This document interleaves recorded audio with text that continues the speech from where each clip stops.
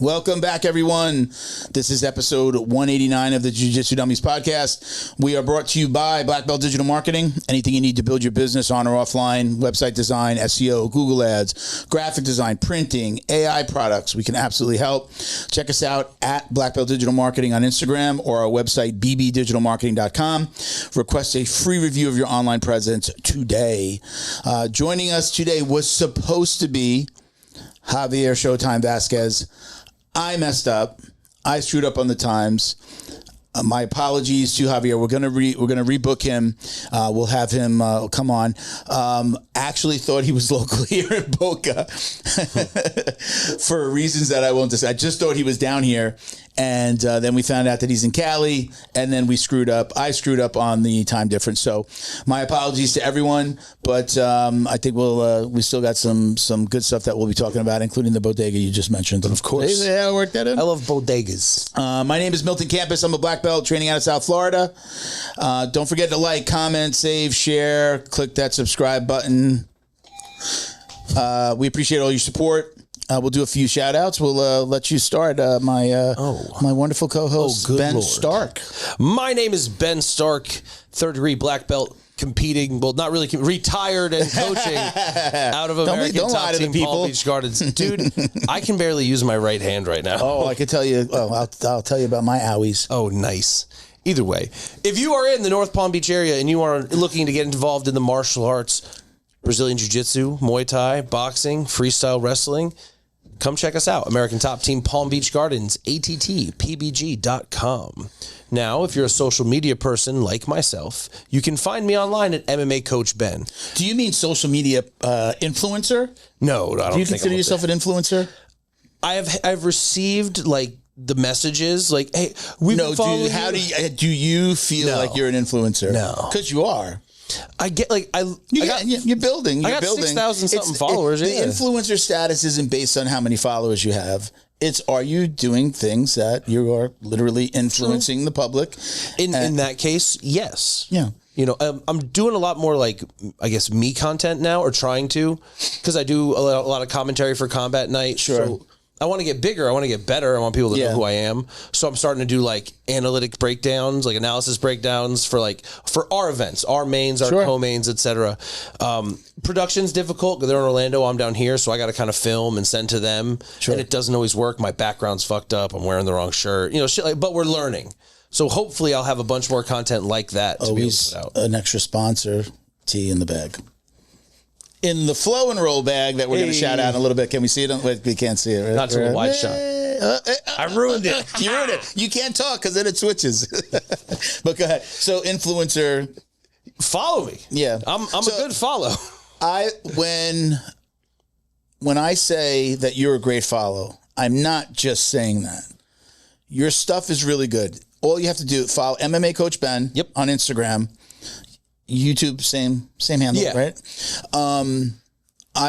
You teach the way I like to learn. I've said this before, so people that listen to the show regularly, they'll know that I say this. You are a great follow. You teach the way that I like to learn, which is like you're telling step by step. You're showing it step by step. You slow down. You go, this hand is going to go here. The way you teach is the way that I like to learn, and it's also the way that I teach. Like, hey, this hand's got to be here. Note this. You're going to go here. Mm-hmm. You are a really good follow for people that resonates with. I can't watch a video and see a guy doing it really fast and then go, cool. I go, you know what I do with those? Swoop. I'm not going to digest it, so I'm not even going to watch it. Yeah. But I do. And I kind of like, I'm an old school guy. I like making the basics better. The fundamentals better. Mm-hmm. So when I see something that you do, I'm like, I don't do that, right? That's why, if you break it down like that, I go, oh, I don't put my hand there. I see why that would make a difference, So anyway, so you're a great follow. Not just blowing smoke. I'm not blowing smoke up their ass or yours, but I watch your stuff. It. Hell yeah. I watch your stuff even before I was sharing the hell out of it. Oh, no kidding. Yeah, I was watching your stuff before. See, listen to Uncle Milty. Follow MMA Coach Ben on Instagram and YouTube and, cool stuff like that. Do we talk about Fight Tape yet? Not we started yet. to. Oh, my God, ladies and gentlemen, you will not believe what we have in store for you here at Fight Tape. It's gauze and tape. Holy Oh, I ruined the 15 minutes. Anyway, we got gauze and tape. If you are an athlete, competitor, or just a hobbyist, and you got little finger ouchies, or you need your wrist wrapped, or maybe you're a fighter and you need your hands wrapped, there is no better product on the market for you. Forget the big brands, higher quality, lower prices, fighttape.us. So you're talking about owies? We were talking about owies. So I'm gonna talk about my owies early. So I hurt my back learning a sweep, drilling a sweep. I was in a 3-person group. I got to turn my little notifications off here. You're going crazy. I always throw the timer on here, and I'm seeing the notifications kind of pop up. But you're so old. Well, look, I have a little timer so that we kind of know where we're at. You can't get it to swipe up. 4 tries. So new phone. I got the 17, so it's a little, it's a little finicky here and there. I'm just getting used to little things. So I'm in a 3-person, just me, another black belt, and like a white or blue belt. We're working on like a sweep. I tried to explain it to you the other day. Bottom line is I had to go under the leg, but they're in side control and I'm doing something here with my arm and I've got to like invert and throw my leg over. Long story short is the black belt training partner, dear friend of mine, he's actually done the show. I'm not going to mention his name. It's going to be bad. He hurt me. He gave me boo-boos. So he grabs my leg to he's like, no, you got to go like this.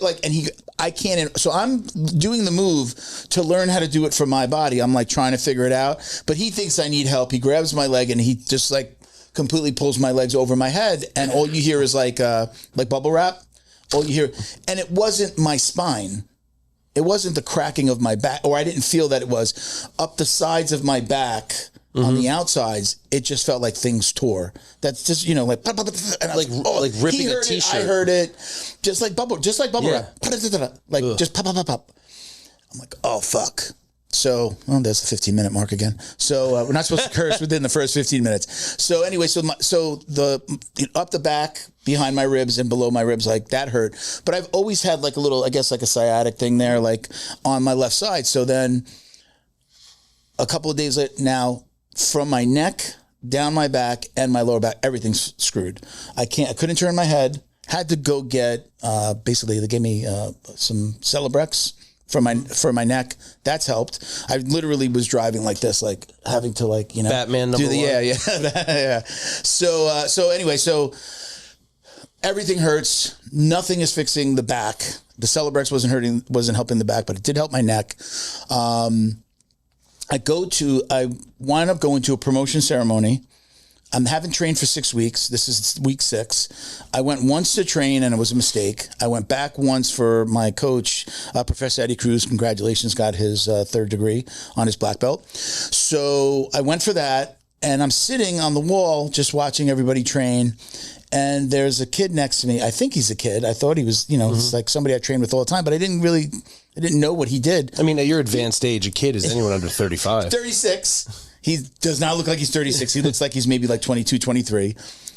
Come to find out, I thought he was a therapist, a physical therapist. And I had seen some posters that he put up around the gym. And I was like, is that you? He's like, yeah, I'm a chiropractor. I'm like, you're a chiropractor? I'm like, oh. And he's like, why are you sitting? He knows. I'm like, all right, now I want to engage in, I thought I was going to talk to you about physical therapy. We wind up talking about my back, everything that happened. He's like, dude, come see me.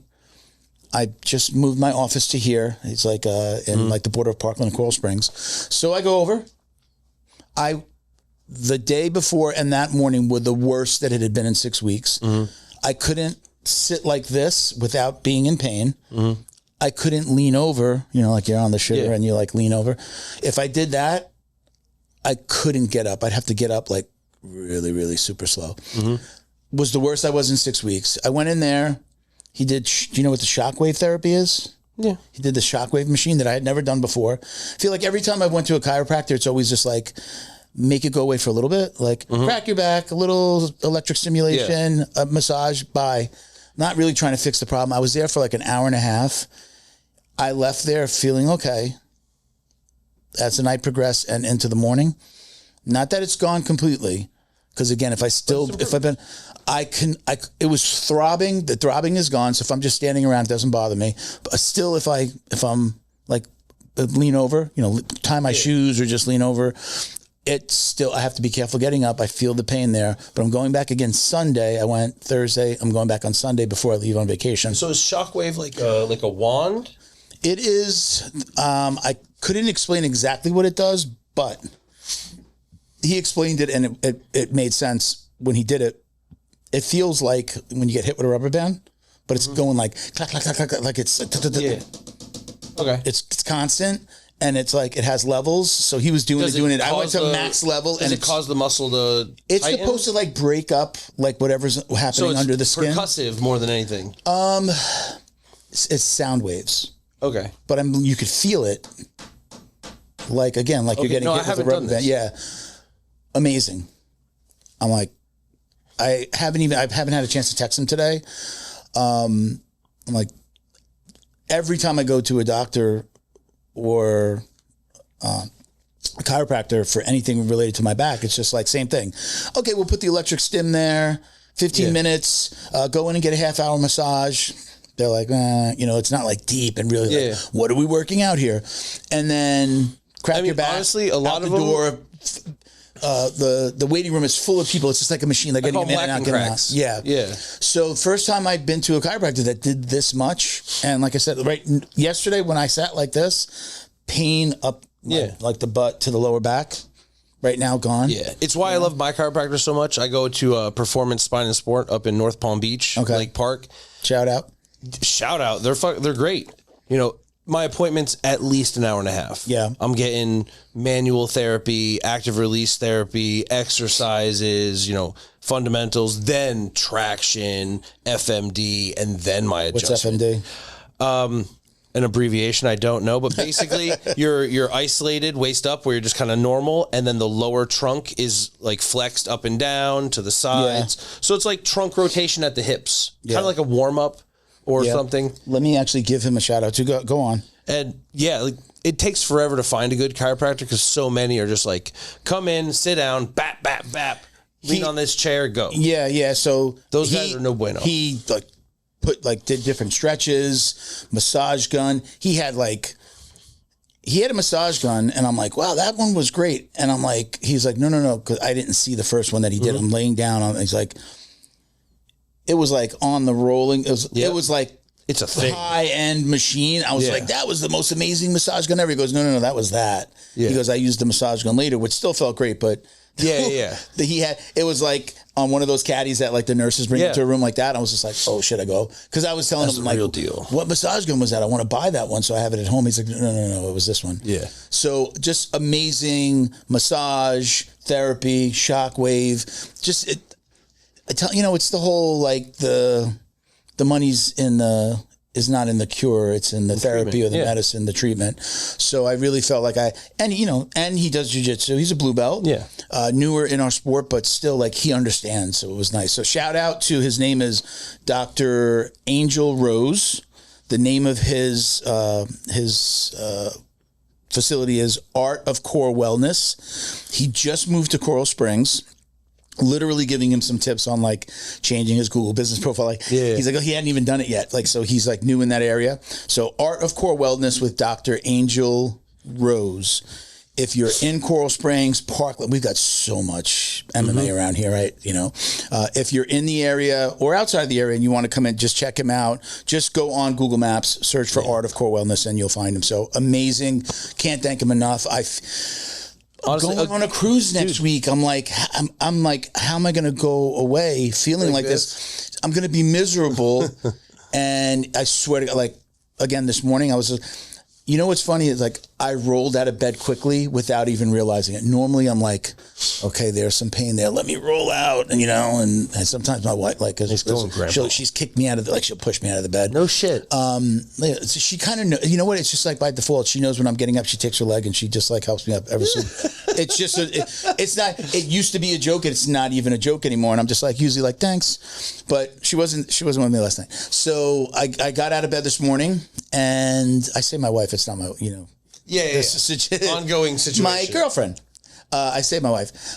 She usually pushes me out of bed. I got out of bed so quick this morning. I was just like, I don't know what it was about my mind or my body realizing like I didn't have pain, that I just rolled right out of bed. I was just like, I got up and I'm like, normally that would have hurt me more, and I would have been like, ugh. I would think every morning your body goes to just wake up and it goes, oh, there's pain, and we stop.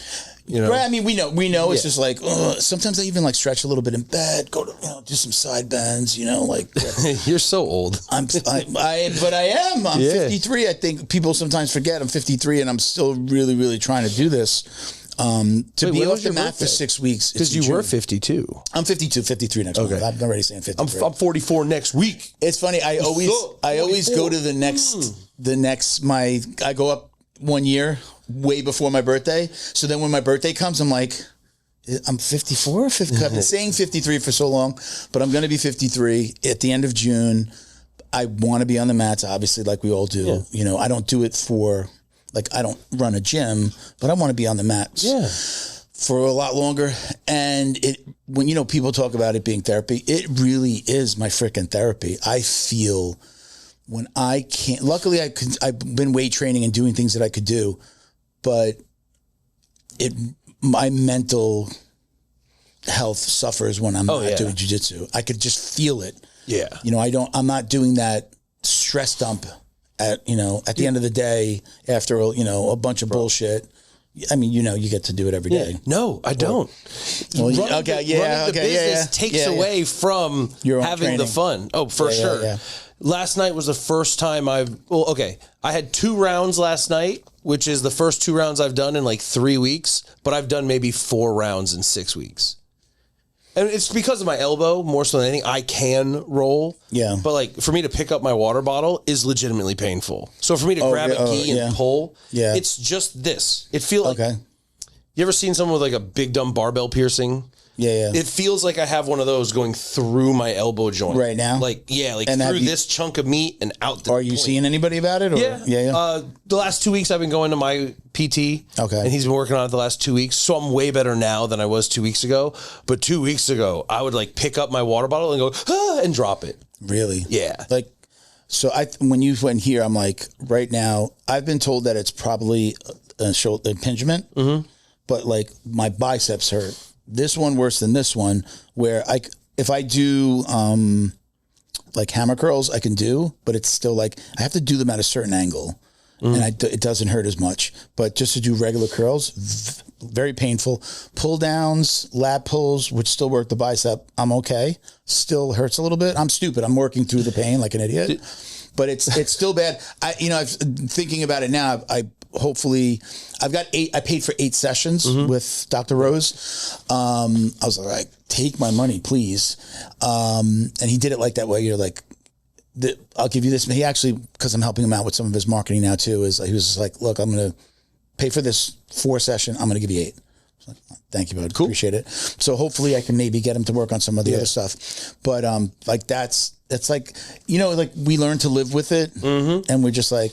I had this conversation with my wife the other day. I was like, I think if you took my existence level of pain, like just what I wake up with, that to me feels like nothing, and just gave it to someone, they would have a complete breakdown. So I wish I could quote it exactly, and I've seen this in like some type of Instagram video or TikTok, and it's a jiu-jitsu guy goes to the doctor, and I think maybe it wasn't a video, it was just a meme, and he says, went to the doctor and he asked me how much pain I was in, and I said, normal amount of pain, and he's just like, well, what does that mean? He's just like, on a scale of like 1 to 10, like a humming 6. Yeah, like it's like, I'm at a 6 or 7, whatever he says, and he's like, that's normal. He goes, the doctor goes, no, normal is 0 pain.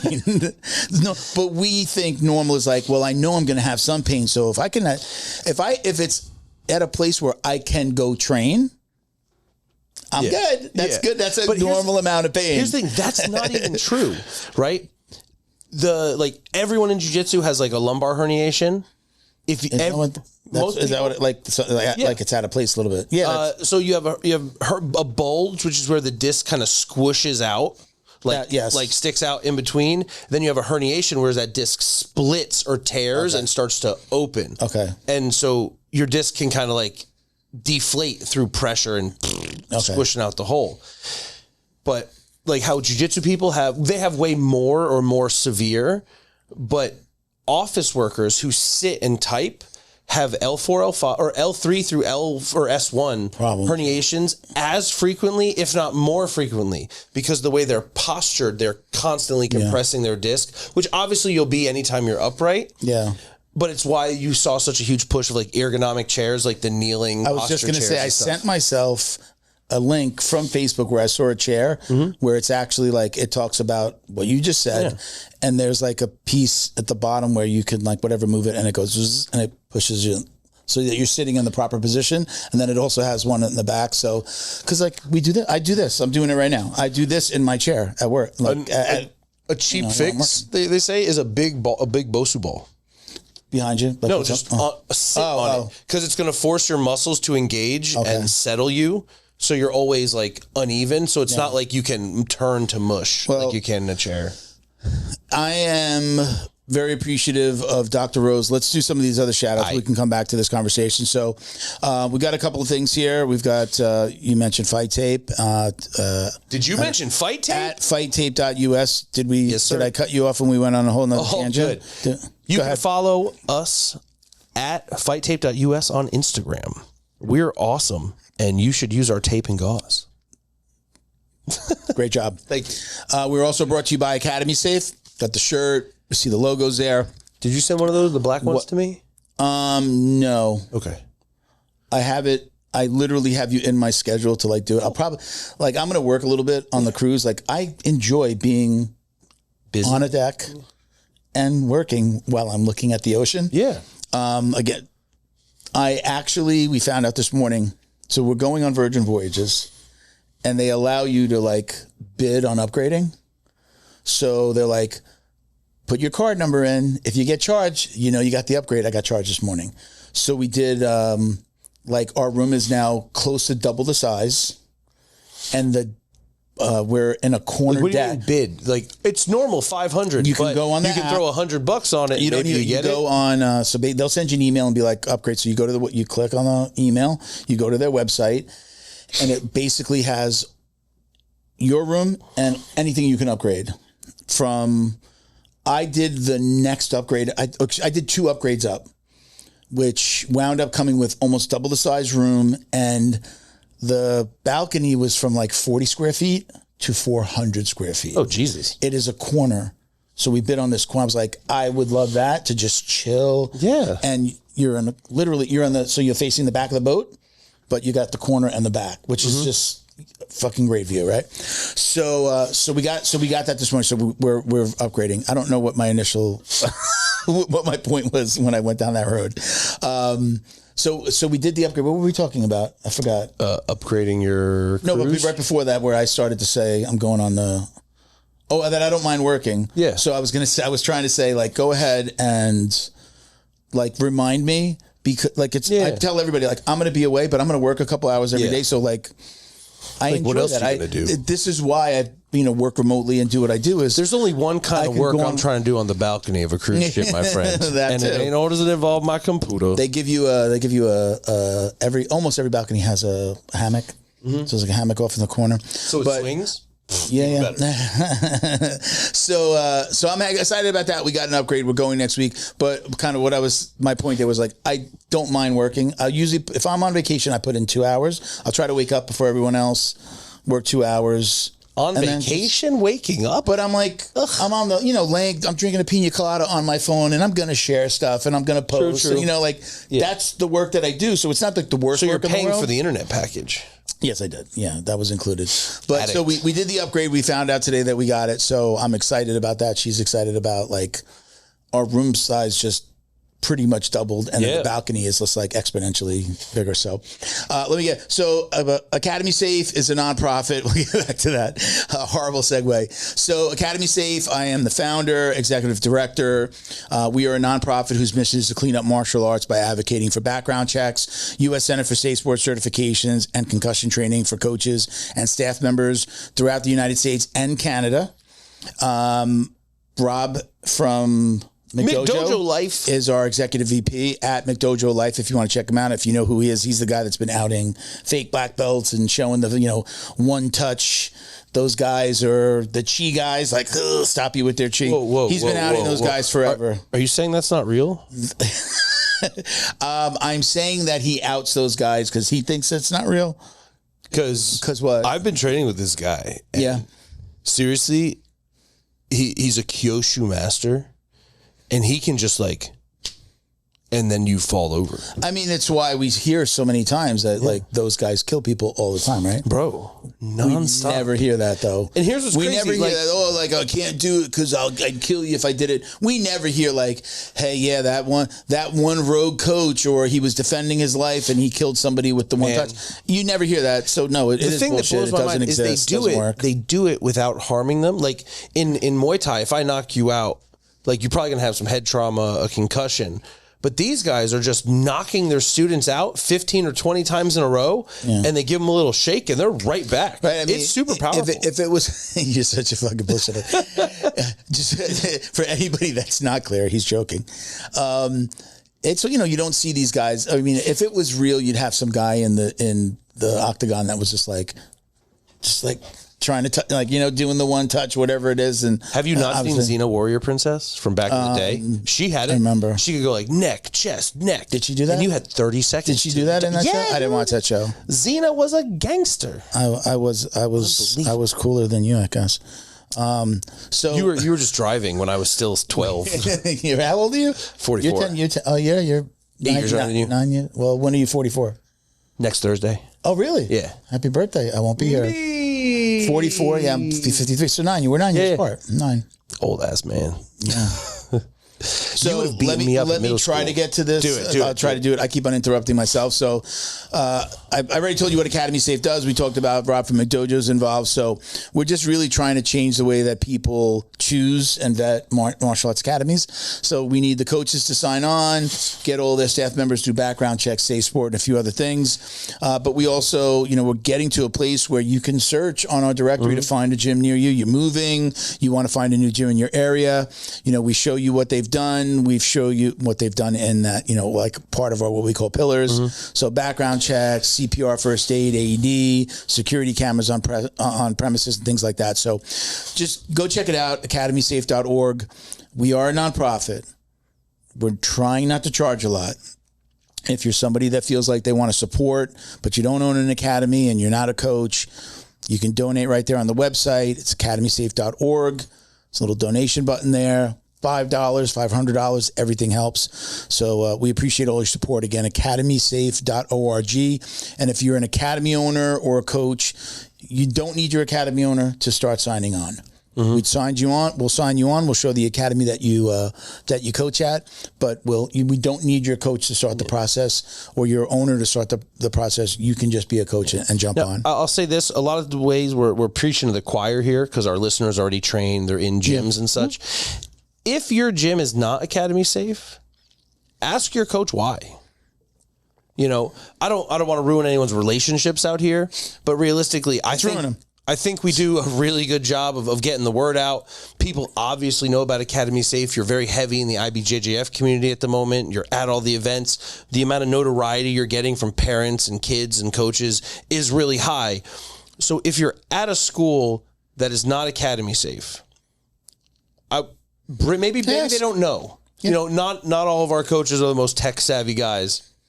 So maybe bring it to their attention. Yeah. And if they still don't do it or don't want to or whatever, maybe consider why that might be. Yeah. The way that I would approach it is along the lines of what you're saying. The way that I would approach it would be just ask, hey, have you heard of Academy Safe? Are you guys background checking your coaches? We're getting into summer camp season. We're posting that okay, everybody's got coaches that just come in or the students come in and are like camp counselors. Anybody over 18 that's on that mat should be vetted as well. Maybe doesn't matter if they're full-time or not. They should be vetted. We're working on a process for that. Something newer for us where we'll say, because they're 18, they're back from, or they're going away to college, they're not going to be a coach. Let's get them through the background check and get them through the Safe Sport two of the most important things that they can have. You're in a summer camp, you're with other people. Maybe we just do those two things. We don't necessarily need them to go through the entire process, because by the time they get through it, they might be, they're going, summer camp's over and they're going, right? Because you maybe have to schedule out the CPR and you don't have a class right away. So we're at least get those guys background check, only over 18, background check, put them through the Safe Sport. That Safe Sport course is invaluable. Background check, make sure they didn't do anything stupid, right? And you get to tell your parents that are signing up for the summer camp, hey, all of our coaches are background checked. You don't have to go through the whole, like, we're academy. We're background checked. It's going to be a stick. Once you're accredited, there's a sticker on the door. There's a sticker at the front desk. I don't care where you do it. Great. We want you to do it with us. I don't care where you do it. Background checks are a necessity for anybody doing. Without a doubt. And something that we're looking at and is like starting to happen state by state. There are requirements happening where you have to get fingerprinted, like down here in Florida, like if you want to go to schools and stuff. Like you have to get your fingerprints. You go to the UPS store, you make an appointment, you go in, they do the fingerprints, they send it to the feds. The feds run you through and they let them, actually let you know if you've passed or failed and can pass along that report. Right? Could you imagine you have a pristine record and you find out that someone with the same name as you has been fucking up? Well, the thing, again, it's fingerprints, so it doesn't matter the name, right? True. So, like, if you didn't even put the name on it, but fingerprints, oh, wow, look, those fingerprints were found at a murder, 3 years ago. I don't want to do this anymore. But, like, things like that, we're here to, like, let you guys know when it's going to be time to do that. We're looking at that stuff. We have now some of the things they renew after 1 year and other things renew after 2. Yeah, so the background check and Safe Sport are both good for 2 years. There's a continuing education course after the first year for Safe Sport, and then every 2 years you'll go through the background check. You're paying us an annual membership. A coach is paying $99. Staff members are paying $75. Most coaches, if not all of them, have paid for their staff. But you said it, I know other coaches have said it, that the benefit here, when somebody comes in and you tell them, hey, yeah, look, Academy Safe, all of our coaches are background check, they're like, everybody says the same thing. They're like, background? Is that a thing? Like, I didn't even think about asking about that. Like, why, like, oh, they don't know. They're not in martial arts yet. They're bringing little Johnny for the first time. They don't know that Melqui Galvão's dad just got arrested in Brazil, or what's happened, the accusations against unrelated, but Andre Galvão, what happened here, and a multitude of other, of things that come out. They don't know about that stuff yet. Yeah. So if you're not telling them what to watch out for, if I was a gym owner, my pitch would be, if you don't decide to come to my gym, just make sure you're going to a gym where they can show you that they have all of their staff members background check. Smart, right? Yeah, common sense. Ask them, like, smart, right? Especially... And they're likely going to come back. Especially with the volume of parents that do drop and run. As an academy owner, you work hard to build trust with your students, their parents, and your community. But trust isn't something you claim, it's something you prove and earn. That's where Academy Safe comes in. We help academies like yours stand out with verified safety standards. Background checks for all staff, U.S. Center for Safe Sport certification, concussion training, defibrillators on site, CPR, first aid and AED certification, security cameras, rank and lineage checks, and verification of business insurance. Join the trusted martial arts registry that's redefining safety throughout North America. Lead by example. Show parents you're accredited with Academy Safe. Special thank you to the crew over at Flow and Roll for all their support. Flow and Roll is renowned for their incredible no-gi rash guards, shorts, and leggings. Flow and Roll has quickly become the premier custom apparel provider for academies big and small throughout the United States. Reach out today to discuss your custom order and ask about their incredible pre-order program. You can send an email to flowandroll@gmail.com or visit their Instagram at flow_n_roll and shoot them a direct message. And yes, they can create an awesome custom gi for your academy as well.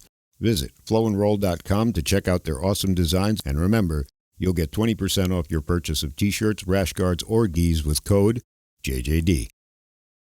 You show up every day to change lives. You manage a million little details, all of them critical. We get it. We know the founder mindset because Wodify was built from the ground up, just like you. We know details because we fine-tuned every nuance of our own platform to make it work seamlessly for you. You need a partner who understands your business and a platform that helps you run it like a well-oiled machine. The founder hustle never stops, and you wouldn't have it any other way. We're Wodify. We're built to build you up.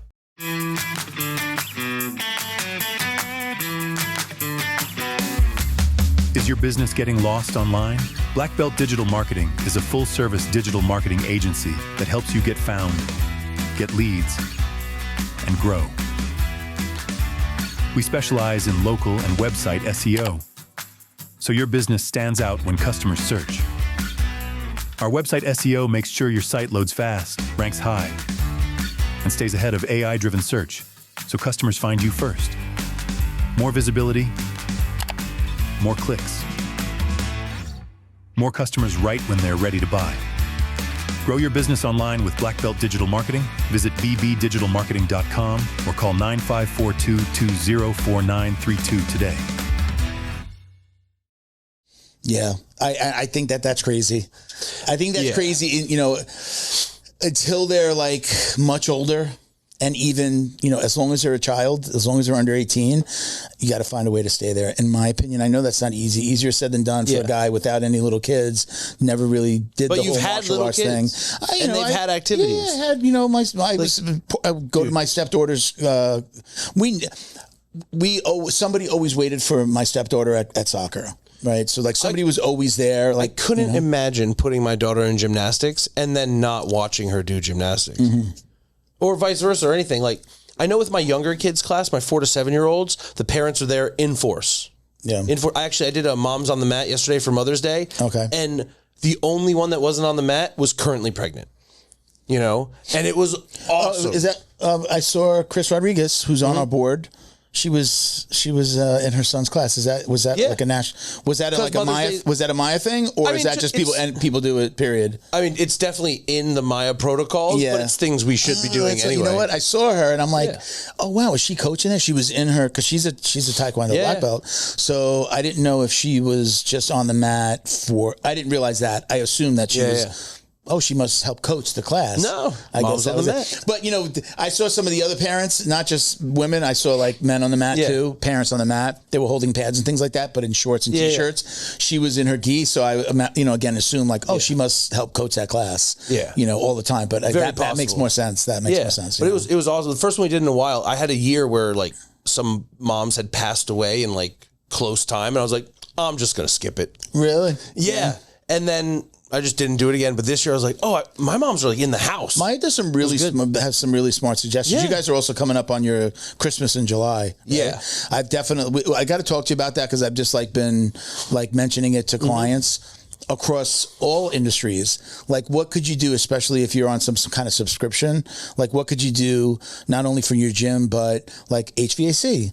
Like, sell a maintenance package, but you know, Christmas in July, sell it, get a discount. Stuff. Yeah, I think it's really smart. Letting people know. Okay. The big thing, like with the protocols that we have through like Maya and CMA, is literally one-on-one contact, making appointments, one-on-one contact, which is not my strongest area. When you say one-on-one content, you're talking about phone, call, text. Basically, go through your books, what people would qualify for what deals, like who's best suited for what, and you make your lists. And then you walk up to them and you go, hey, man, we've got this thing coming up. Oh, you're talking about you're doing it with your existing students, not just somebody new up the street. So Christmas in July and the holiday sales at the end of the year are for your students. Oh, I thought it was a way to get. Well, I figured I didn't even consider that. I thought it was just like new sales. The year's biggest sales. Yeah. Hey, man, you've got 6 months left on your thing. You're already a paid in full client or member. You're going to renew in 6 months. You'll save an extra 15% if you renew now. Okay. Oh, okay. Kind of thing. Merry Christmas. Merry Christmas. I still didn't get to academysafe.org. I wanted to give the coupon code out, so we went, again, as always, going off on a tangent. JJDFIVE. JJD5, spell out the number 5. If you do that at checkout, you get a few dollars off your annual membership. I don't know. I've kind of mentioned it, I think, and I might have mentioned it to you offline. We're potentially moving to a new platform. We have somebody that's like customizing their platform. It's a really cool platform. And it's going to have something for we've talked about doing seminars. You've kept on saying like, hey, why don't we do like a jiu-jitsu dummy seminar? This is it has it already for other sports. We'd be able to go like, hey, 1, 2, let's just say Florida, pick 5 schools up and down Florida. We put that we're going there. Well, obviously talk to the gyms, but the person that will like the attendee could go onto the app or the website and go, I want to go to that one, pay, sign the waiver, do whatever requirements we need. It's all done there. After the event, pays out the coach, the gym, if there was some type of split. So I know like there's a lot of fights in jiu-jitsu specifically where, hey man, there were X amount of, students at this thing. How come where's my cut seems a little off? Yeah. Oh, well, I had my coach and this guy didn't pay and this guy gave cash and this guy owes us. Like, no, just go to the app. Yeah. Even if it's day off, go to the app. I've actually seen seminars on Smooth Comp. Okay. Where you can go and register and pay. Okay. So this app is going to do that. Plus they're customizing it for Academy Safe. So some really good stuff coming. So I had my second call with him this week. We meet every 2 weeks. That was our second call. We got into like, it exists already. So he was showing me like, that you need a document, a waiver sign. Look, we're already doing it for this other sport.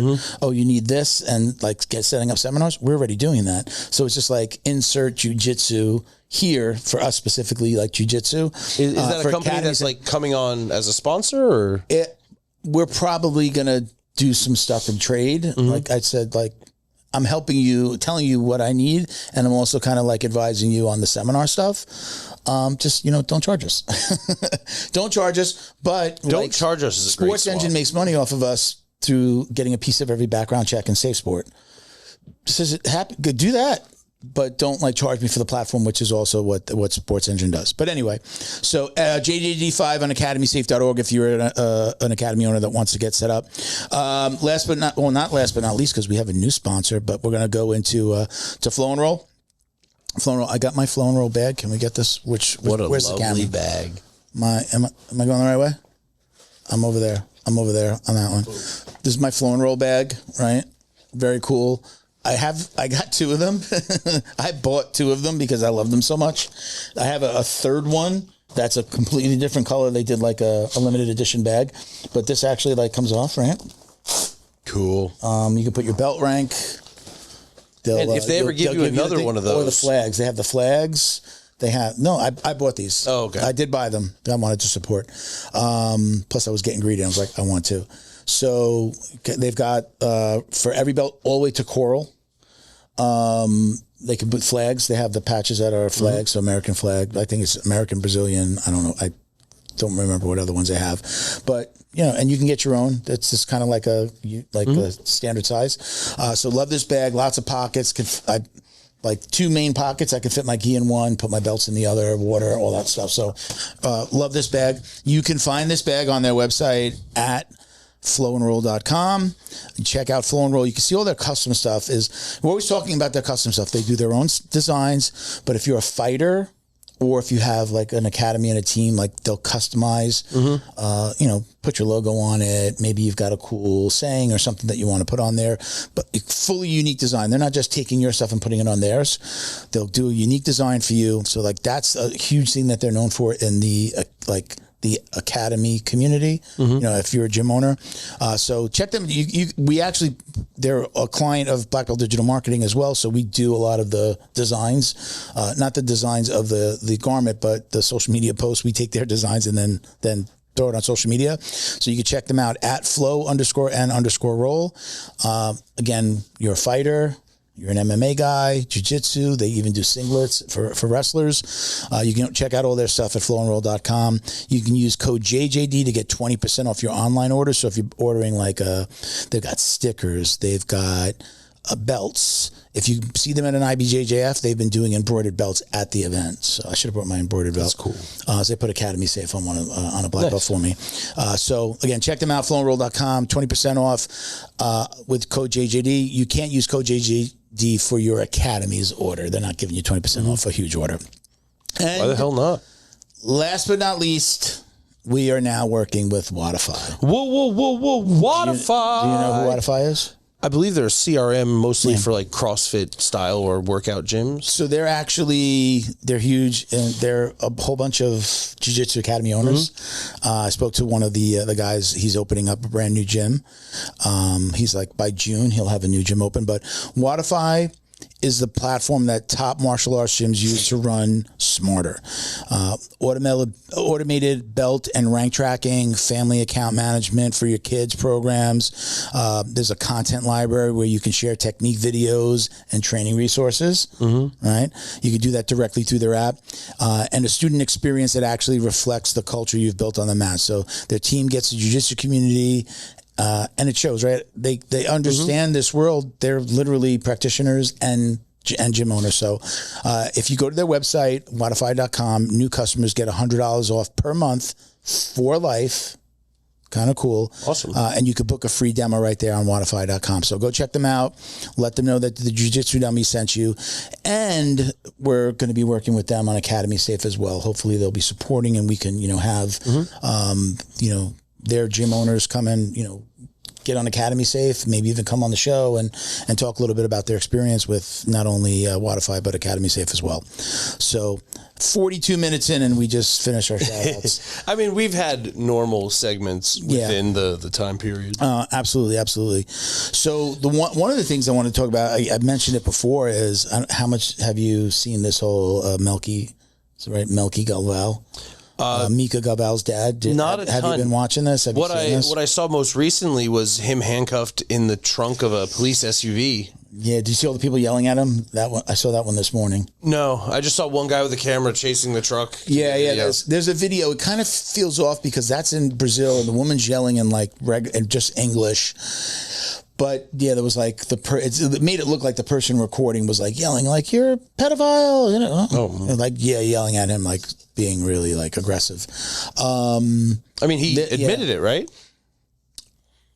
From what I saw, he made a statement where he was like, "This is God testing me. This girl was coming on to me." That's an admission of guilt, is it not? Yeah. So I don't know. I didn't hear that. What I've heard was, and I'm hearing the translation, so I'm believing the translation on some popular sites or pages that I follow that I believe have vetted this properly. He got accused, but then he tried to bribe at least one of the families with like partnership in one of their gyms, I think here in Orlando, Florida. So they have him on recording saying like, "I'm so sorry," taking responsibility for what he did, admitting what he did, but then also trying to bribe them. So let's drop this case, and you can be a 30% owner of blah, blah, basically blah. Like 50% owner. You're going to be a partner in this gym. Basically, when she gets her black belt, like stay training. I don't know that he's actually in that school, but stay training at this. I think they were called BJJ College. Right? Stay training at this facility, and you'll get 50% of it when she's a black belt, something along those lines. So, I mean, yeah, which means she has to stay, and then you can go, "Hey, look, she's still here, right? Yeah, come on, guys." Yeah, which chaps. I was talking to Wodify about this yesterday. It does chap my ass when people know when something's gone on. Like, I'm going to say from my own experience. So I'm not talking about all these other gyms where stuff has happened. At my gym, where shit went down. And I'll say morally wrong because it was with adults. Like I said, morally wrong. There were some things that I found out later would be considered illegal where there were children involved. And I've got to clarify that a little bit further. Not like there was molestations or anything like that, but children catching the coach doing something. So it wasn't like, there's no accusations of him touching kids. There are accusations of him making one specific girl feel uncomfortable where she left the gym. But again, all allegations, but where I know them to be true, I have to still say allegations, but I've got like the texts and conversations with people where he was sending dick pics, attempting to like kiss women. This is grown women, what he was accused of. And it's the women in the class that told me this stuff. And because his wife also coached there, the women was I'm like, aren't you leaving? And they're like, if we leave, the gym closes and she's out of a job, and that sucks for her. And not a good enough reason. Yeah. Let me save the gym. Well, you know what? How about you guys help her start her own gym? Tell her that she should leave this asshole and like help her start her own gym, which I believe is eventually going to happen because everybody has their breaking point. Of like, how long are you going to let this happen? Like, you can keep molesting me so that your wife has a job. Again, the reasons that I left were when I heard stories about the kids. Again, like just catching him doing other stuff. And I don't want to go into what that other stuff was, but he did not get in trouble for touching little kids. I'm going to make that clear. There were no allegations of that. But kids walking in on him and an employee walking in on him. When it was my birthday weekend, and a bunch of the girls, I was with the guys from my gym, and then a bunch of wives and girlfriends showed up, and they had been drinking, met us at another bar. We were watching the UFC. We're drinking, they're drinking. And they just started telling me everything. Now, I had known stuff. They thought that I was like already leaving because I hadn't been to the gym for a few days, but I wasn't. I'd heard some of this stuff. I was bothered by it. And then one of the women confirmed the stuff about the kids and the girl made to feel uncomfortable and a kid walking in on him. And that's when I was just like, in my mind, I said, I'm not going back. I found another gym. I was at my new gym a week later. My point there was, it still bothers me when people don't leave, when they know. You're telling me you know. The fact that you're there, especially in a women's program where I sat here for years and preached how great my school was because there was a huge female presence, it chaps my ass that you know that you're staying there to help her save her gym, which means you're bringing in more women for him to then prey on. Right. So you're not helping. You're harming. You think you're helping. You think you're helping her. You're helping one person by harming harming other people. Yeah. And if any of my teammates are listening, you know I love you all. I think that you've made a very bad decision. And I mean, I literally have, and he'll know who he is. His wife is like really, really good friends with the coach, with the female coach. And he told me, he's like, I can't leave. She's not going to leave. They're like best of friends. And if she leaves, the school goes to shit because a lot of the students there were there because of him and her. Their kids train there, their employees train there. Like, he brought in a lot of people. If he leaves, they leave. And I mean, that would be easily like, imagine losing 10 students in a month or even a little bit more. 10 students, it's a shot in the chops. 150, But here's the crazy thought. That's a big nut to lose right away. But don't fuck your students' wives. How about that? Yeah. Look, there's no piece of booty in the world that's worth losing 5, 10, 15, whatever % of your client base. If you cannot control your hormones enough to just bang your wife, who's the only one you're supposed to be, then what are you going to do? You deserve what you get. I've literally had people on the show that have met their wife on the mat. They dated somebody that was a student and got married. How do you feel about that? Single. You're not doing anything wrong. You meet somebody. I met my wife, my ex-wife. Yeah. I met her, but I was renting an office from her company that ran the entire floor. Right. We met. She wasn't supposed to be dating any. She wasn't supposed to. I was a client basically. We dated. Wound up getting married.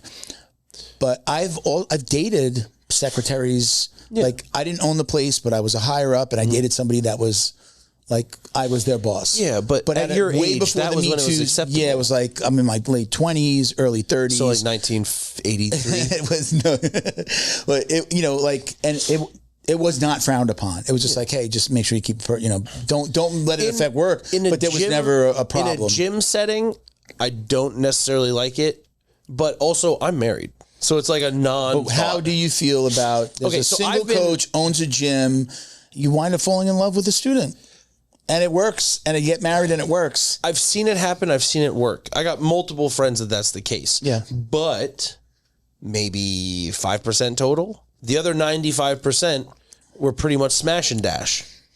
And then also you have to consider, okay, that happened. But were there any times where that really blew up in your face before you met the one that was, of course it would. like, right? Of course it would. If you did it that once, you probably did it before. And I'm not saying it's a bad thing. It's something that I literally, quote unquote, grapple with as far as my decision or my of talking about it. What's his? I got to remember his name. There was we had a guy on the show.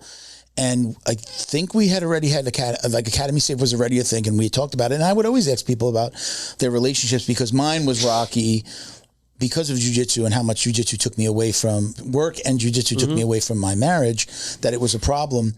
And it was. Looking back, it's like, shit, yeah. It was like, sometimes 3-4 hours in like at the gym after work. And then it's just like, hey, first time I'm seeing you today. Good night. Right. So I get that. But, Robbie D'Onofrio, I hope he doesn't mind me saying his name. I believe he's married to somebody who was a student. He got married, fell in love, got married. Again, don't know any of his other relationship or anything else that happened. I, hear great things about him. Nothing bad. But, I remember kind of mentioning the whole dating a student. He's like, oh yeah, I did it. my wife was a student. Yeah. I believe. If I'm wrong, I apologize. I mean, I think a lot of everything is how you go about it. I tell my students, no. My old coach, Roger Crawl, told me a story. He was dating a girl in the gym when he was in his teens and 20s. Yeah. And he was an assistant coach, kids coach, whatever. He was a competitor. This is way back in the day.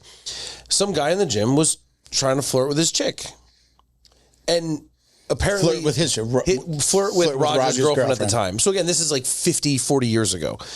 And he didn't talk to the guy just on a sparring day. He just kicked the shit out of him and the kid quit. And his boss goes, hey man, that guy had 10 months left on his contract. And because you got in your feelings like a bitch, you beat him up. And now he canceled. I will take his contract out of your pay until it would expire.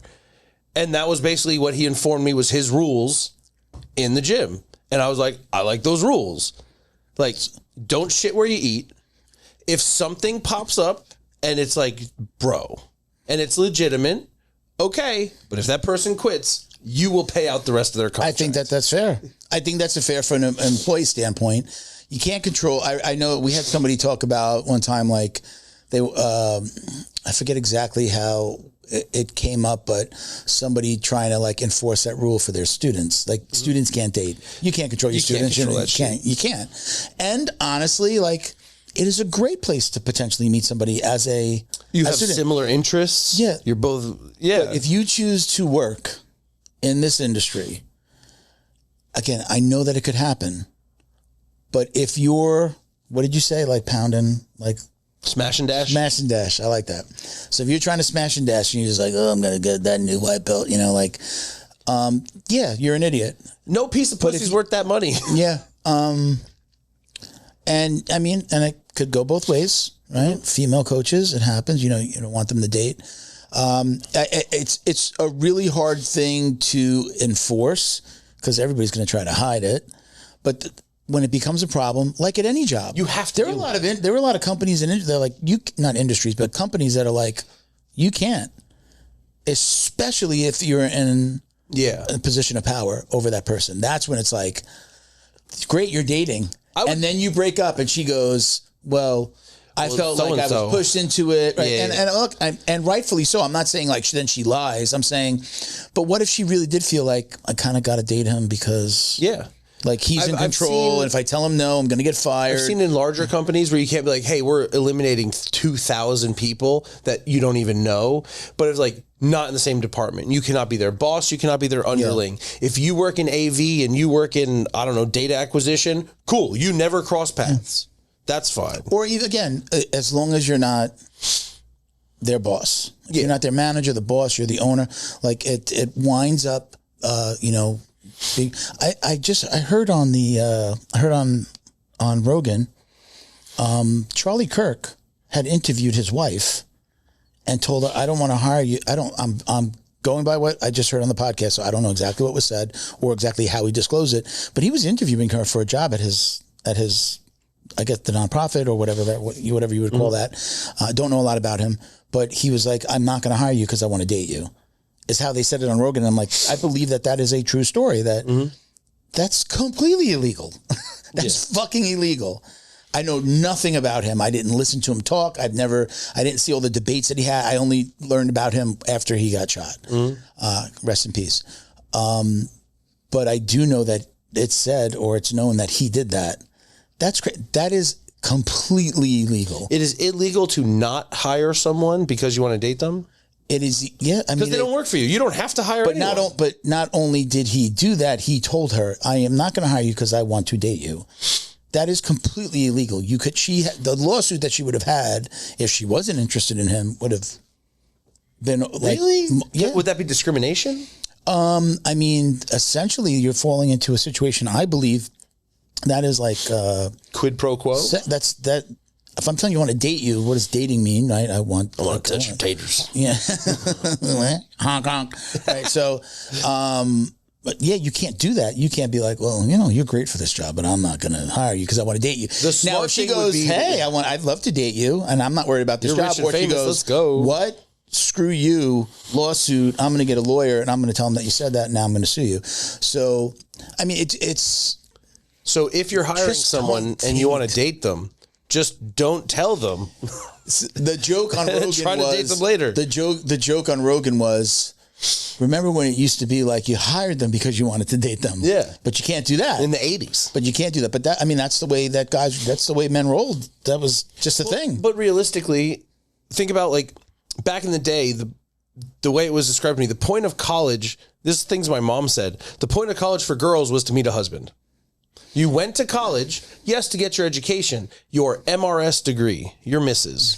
I mean, that's right. Yeah. You're going to meet a guy who should be successful. He's getting a college degree. You settle down, and your is your MRS because you're going to stay at home and handle things. I mean, probably right 50. That was the 40s, that 50s, was the 60s, play back in the probably day. not even the 40s, maybe 50s and 60s. That was the thing. Dude, I think up through the 70s even into like early 80s. Before you couldn't go to college. Going to college, what is that? Reading, but, right? Like 40s, 50s, 60s, maybe. Right, that was the thing. Maybe even to the 70s. Yeah, right. When I was a kid, it was just like that was culturally like. Yeah. Oh, you got married. What did we say? Settle down, right? You were settling down, but the guy went off to work, and I mean, I know growing up, my mom always had a job, so it wasn't like. I think since like the '80s, with like women employment and empowerment, obviously that happened beforehand, but things really blew up in the '80s, where you have the 2-income household. That becomes now people are getting married later. Because they're working younger. Yeah. And where do you spend most of your time? You should sleep 8 hours. You're going to work 8 hours, and you have 8 hours of free time. If everything works out amazing, you're going to meet them at work. You're going to want to hang out in your free time. Yeah. Because having 16 hours to do that, meet people is way easier. Do you have a tattoo on the inside of your finger? Yes. Did you? What is that? I have a Thai Sakyant, which is like the hand poke tattoos by the monks. It's like good luck, good spirit, stuff like that. You'll see them regularly. I don't know if it was a shadow or if it was. No, yeah. The ink doesn't stay very well in fingers. Oh, I was going to say. There's no fat. Oh, you got it. Oh, you have it on all of them. Yeah. Oh, it's 5 lines. Okay, and I got them put in between. They're like symbols or writing. It's the monk's language. It's the same thing that I'd have here. Okay. Which is all like hand poke. This is like a warrior's blessing. Is that a regular tattoo or was? That was a stick with 3 needles in the end and. That for 6 hours. Yeah. Really? Wow. With a machine that takes 45 minutes. I was in this dude's room for 6 hours. Tick, tick, tick, tick, tick. Wow. He was the fight choreographer for Ong Bak. Crew O. The movie Ong Bak. Oh, okay. Yeah. He was the fight choreographer for the first one. Really? Yeah, I found that because he was like, "Do you want to watch a movie during tattoo?" And I'm like, "Yeah, sure." And then I love your fucking accents. And then the credits come up, and he's like, "Oh, look, me." And it's like fight choreographer. Oh, like nice. Oh, look, this one me. You had 2 different accents though when you said the first one was more Russian. Which was Russian, yeah. It was. I was like, wait a minute. Hello, welcome. Going back to our initial point, though, we could leave it there. I just don't think that you should be. Your academy is not a Tinder app. Yes, your academy is not a place to be dating. If you're the owner and you start dating, you know that you're putting your academy at risk. Without a doubt. If you're married and doing it, you're just an idiot. Yeah.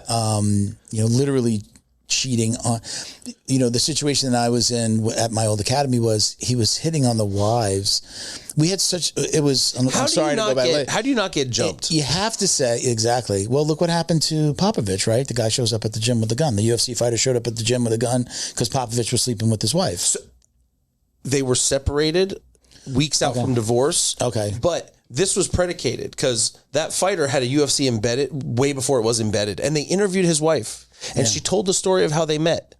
And she said as soon as they started dating, he was like, if anyone messes with you, I'll fucking kill him. Yeah. And then, hey, who doesn't say that? I've trained with this man.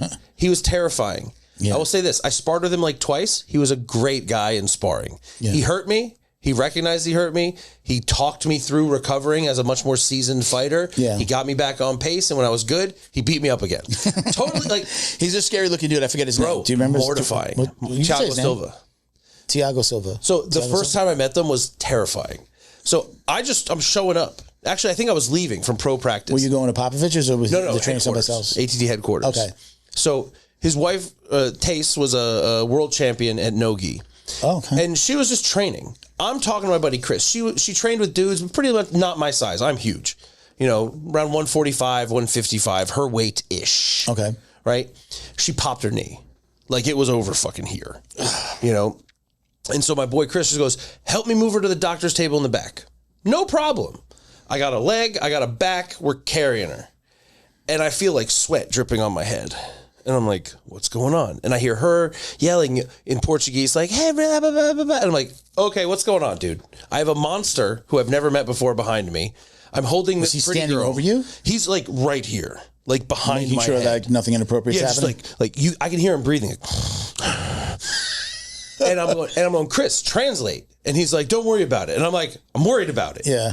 And we get her to the table. I turn around and I'm eyeballs to his nipple. Like I'm like, Dum. Yeah. And I just sidestep him and go around. And I'm like, hey, dude, you want to translate, bro? And he's like, oh, she's saying, relax. He didn't hurt me. It was someone else. You think she hurt him? Not that you have your hands on his wife. I'm in street clothes with a backpack. We weren't training. Yeah. And so that's all I got to know, man. Wow. I'm good. That's fucking crazy. I mean, if anybody, I don't know that we can throw up. We never addressed that we're in a different studio. Oh yeah, we're in a different room in our same studio. But if you just Google Thiago Silva, former UFC fighter, he's a massive, scary looking dude. I will say, if you're gonna bang somebody's wife, not that one. Make sure it's somebody smaller. Make sure her husband is way smaller than you. Don't do that with a monster. I have to say, because these stories make him sound like a monster. He was a great training partner to me. He was a good guy to me. I don't know anything else about outside. I just know that he showed up with a gun at Popovich's place. He definitely did that. Popovich, but you know what? At that time, I don't know all the ins and outs, but he wound up closing his gym, and he's in Abu Dhabi now. He skated. He went to Abu Dhabi, and he's been there ever since.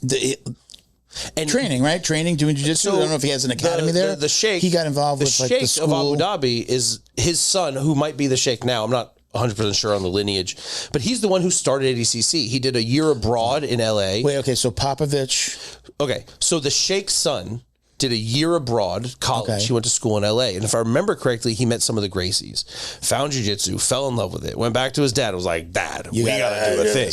And Dad goes, you're the son of a sheikh. They got it into the schools, right? So he got it into the schools, right? So they started ADCC. Okay. So ADCC grows and grows and grows, and it's doing well. A long time ago. Right. It's been quite a while. Okay. And I think for the last 12 or 15 years, jiu-jitsu, gi jiu-jitsu has been like the gym class of 6th through 12th grade in the UAE. Boys and girls. I have no clue.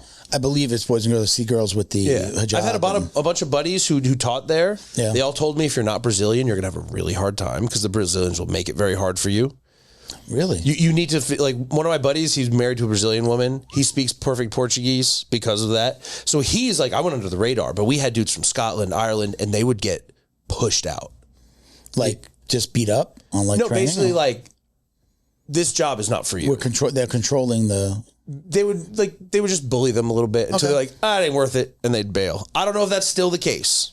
It's been many, many, many years since I've spoken to anyone about it, but that's how it was probably 10 or 12 years ago. That's crazy. Yeah, because I was looking into it. I thought it'd be a great job. So how does Popovich fit into this? So Popovich leaves? So the Sheikh would bring over high-level guys all the time to train with his son or to train his son. Apparently, this is all obviously secondhand knowledge. I did not go. They'd come, they live in the palace, and when the kid wants to train, when the son wants to train, he's like, 10 o'clock, and you go and train him. And if he wants to train at midnight, you go and train him at midnight. Okay, all right. So he was like... So you are an on-call coach. You're making stupid money. You're living in a palace. Don't touch the harem. Go about your business. Jesus. This kind of thing. And I don't know how accurate that is. But again, secondhand stories. You know?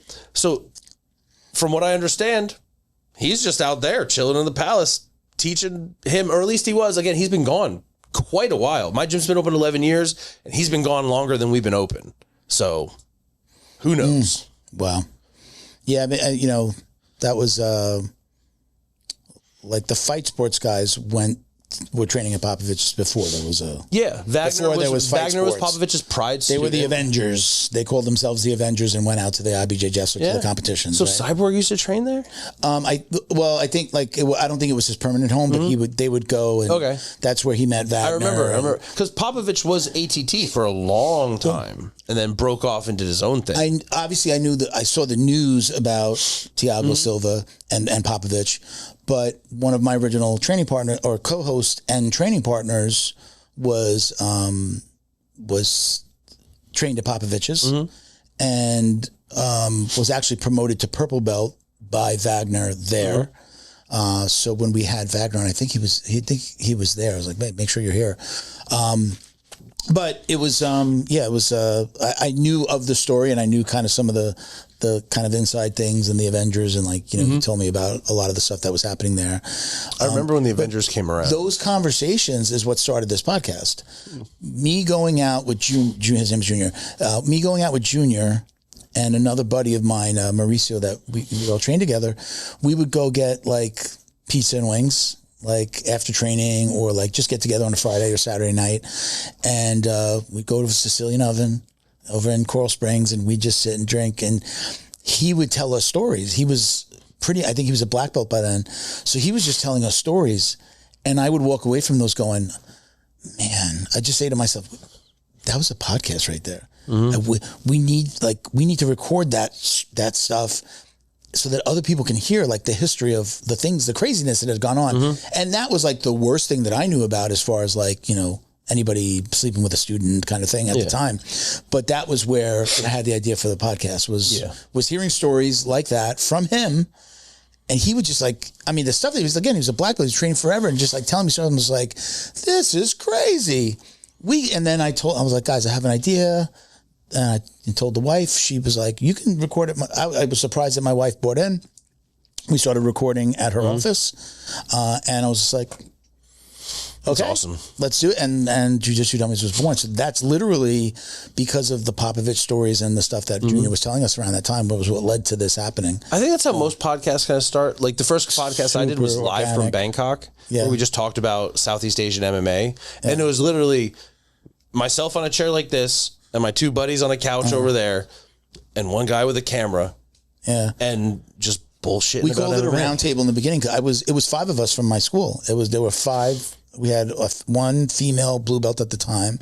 Everybody else was like, you know, we had, I think, we were blue, purple, black was represented. We didn't have a brown belts at the time. I was still a purple belt when we started this. And it was just like, I just want to sit around and talk about jiu-jitsu. It wasn't about money. I had a great freaking job. I was making 6 figures. I didn't have to do this. It wasn't about making money. I wasn't trying to generate leads. I didn't have black belt at the time. I didn't have the nonprofit. It was just for fun. It was totally for fun. It was like, I think this is cool. I barely listened to podcasts. I barely listened to Rogan at the time. Yeah. It's like, I knew what a podcast was, and I'd listened to some over time, and I just thought this was like we got to record this. This is just going to be fun. Yeah. And, you know, first year, didn't ask anybody for money, just got like product sponsorships. You know, Flow and Roll's been with us since the beginning, and it just evolved into this. But credit to the craziness of that time. Bro. To, you know, led to this. I can only imagine how wild West it was before my time. The stories that I've heard from people that were around during that time, I know a UFC fighter that didn't go train at a particular academy because they put her into their black belt WhatsApp chat, and the shit that they were saying at that time when allegations had come out about sexual assaults at gyms in Florida, she was like, the way that the men in the chat were talking about it and referencing it, and they were from that affiliation as well, she was just like, I was not going to go there. She was like, was invited to their HQ to train as she was getting her shot in the UFC. And she was just like, I couldn't do it. She's like, it was just disgusting. The thing that these men, the jokes that they were making about these young girls, about being underage and, you know, like, oh, young girls being hot. And like, it was, she goes, it was disgusting. The story that was in the New York Times? I'll tell you. When I tell you, you'll be like, oh, it makes sense. Who, what affiliation and the fighter. But yeah, she was like, it was so disgusting. I couldn't go to that gym. And she stuck with still within that affiliation, but a different gym. But the culture was much different, and it's actually like around here in this area. But yeah, I mean, this stuff has been going on forever, which is crazy. It just, you know, I get, we're in it, and I hear, like, I get one report every 2 weeks. So somebody going like, hey, I got 2 last week. Somebody like, hey, can we report somebody? Do you got, like, how would you handle it? I'm like, we can take reports on members. If there's a member academy or a member coach, you can report. If not, I usually tell them, I give them a couple different places to go. First thing I say is if anybody's in danger, if a crime's been committed or is about to be committed, dial 911.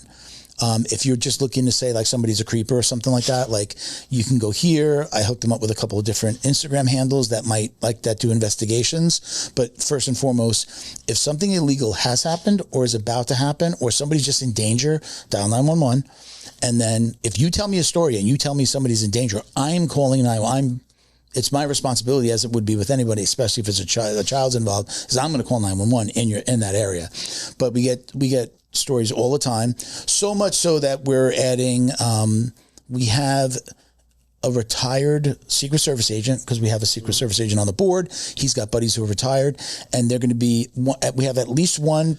I want to get a 3-person panel for certain situations, but we have one that's going to come on that's a retired Secret Service agent that does jiu-jitsu, does martial arts, and is interested in being our investigator when somebody fails a background check, and or we get a report. So like, we need people that... So you guys are going to start investigating? So only our members. Okay. So it's also not... let's call it more like... We would be fact-finding to see if we would let somebody become a member. So like, if we have a situation where somebody fails a background check and it happened 30 years ago, 20 years ago, and it's just like, that guy was 19 when that happened, and it was like this, and that, and the circumstances were like, didn't involve a kid, wasn't domestic, drunk driving, got into it with a cop, or pulled away from a cop, and now the cop's like, assault charge because you pulled, right? You know, and that's what happens. And even, you know, our Secret Service agent says that, because that can happen. They just, you know, you pile on charges, but why were they there? I'm less concerned. Okay, you hit a cop. It's horrible. 30 years ago, you hit a cop, but why was that? Why were you engaged with that cop? Did that cop show up at your house and you had just beat your wife and he's trying to arrest you, and then she drops the charges, again, 20, 30 years ago, when they wouldn't place the charges themselves, like the wife drops the charges, but then the cop still hits you with an assault. Was that why they were there? Because that's a different story than I was drinking and driving. I was at a bar. We got into a bar fight. Cop tried to arrest me. I pull my arm away, or I hit him, or I, tried to fight him. Yeah. And that's much different than something that's domestic. So like, we need somebody to look into those. So we've had it happen several times. So we need somebody to investigate whether or not the why were they involved? Why did you get discharged? And it has to be over a certain amount of time. Just so you know, USA Wrestling and Safe Sport, we're following the same criteria as USA Wrestling, and Safe Sport, I believe, does this. I shouldn't say I believe. We've looked into it, and if it's over 10 years, they will investigate on whether or not you can become a Safe Sport coach. Remember, they're involved with Olympic sports. So if like USA Wrestling, USA Judo, USA Taekwondo, if you had a problem and you were trying to get through it, they use the same background check company as us. If they went through the process and the background check came up failed, they would investigate and go, all right, this was 20 years ago and it was a DUI or like a possession charge and you got into it with the cop and they, all right, non-domestic, non-child, non-sexual, all right, we're going to pass you. So we have to have that. We have to have a similar process. So we're the newer organization, but we're going to have those processes in place, but we're going to have somebody that understands it. And one of the reasons I love the Secret Service guys is because they're heavily involved with the National Center for Missing and Exploited Children, and they do a lot of stuff with human trafficking. Mm-hmm. So they understand this space. You know, when you're talking about a child or, a woman has been sexually assaulted. So we're hoping that we get these guys to come aboard. Sorry to bore you. No, you're good. So I don't sleep a lot. Yeah. So we're trying to do that so that when somebody does, if they report a member, we would investigate.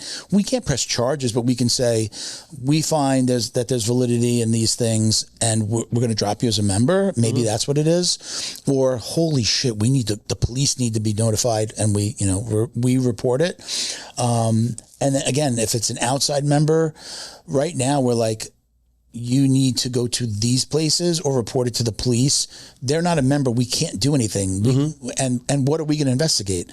Now you're talking about dollars and time and a lot, so we're going to stay in our space for now, but we do want to be able to take those complaints in the future, whether they're a member or not, and then at least get them to the right organization, the right authorities, who should we be bringing this to? So we're getting there. It's, it's slow and steady, but we're going to. Do you know how many gyms we have on Academy Save at the moment? So we have 223 coaches. That's awesome. Very cool. When you think about almost all of that has been organic, word of mouth, social media, it's kind of cool. Has the Google thing popped yet? We're getting traction, but it's difficult because there are very specific rules that you have to follow with a grant campaign. So it's just kind of for instance, just in short, if we have a Find an Academy ad, if you're an academy in that area, we're not going to appear above you. They get treated. They get that spot. We might not even show in that market because they got advertisers. So a grant campaign is not going to come and take that traffic away. So it's kind of impression wise, how many times our ads are seen it's difficult to get it going. But our Find an Academy ad is our best ad. But we also want academy owners to find us. What are they finding us for? And then also we can run donation ads as well.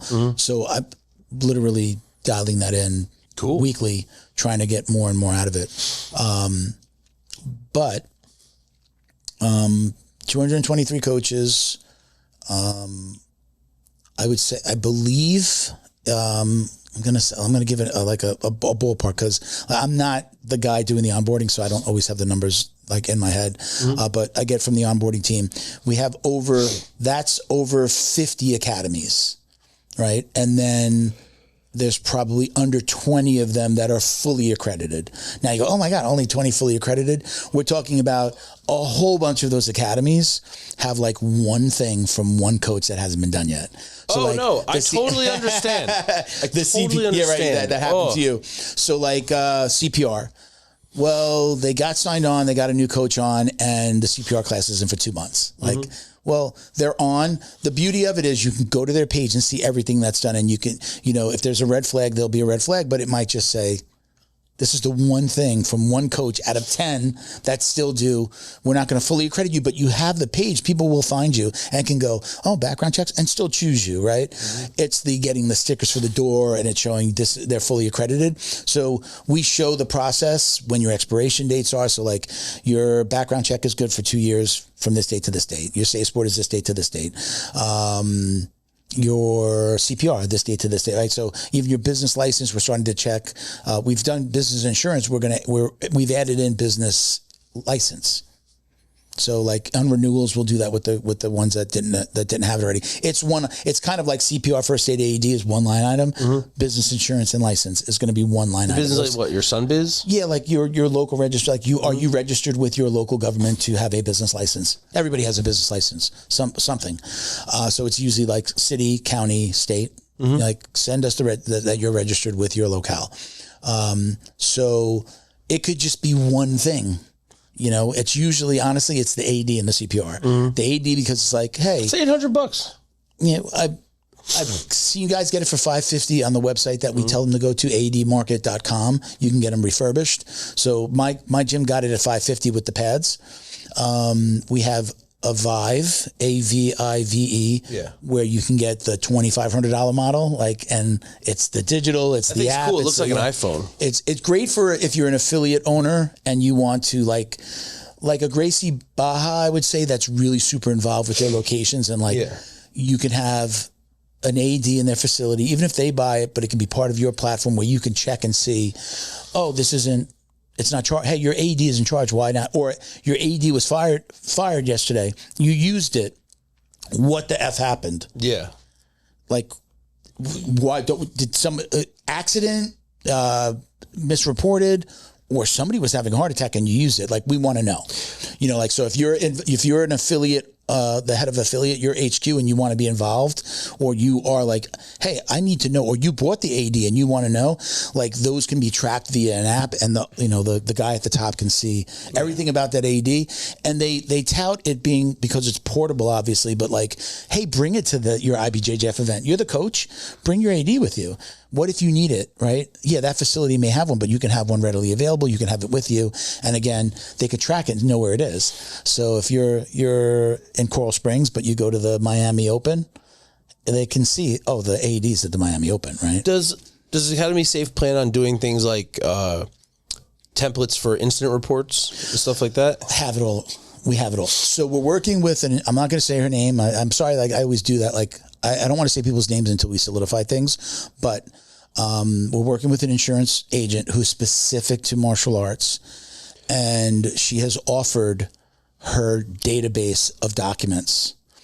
We just basically kind of have to vet those we have to figure out are we going to just put them on our website? And depend that she's vetted them properly and everything is up to.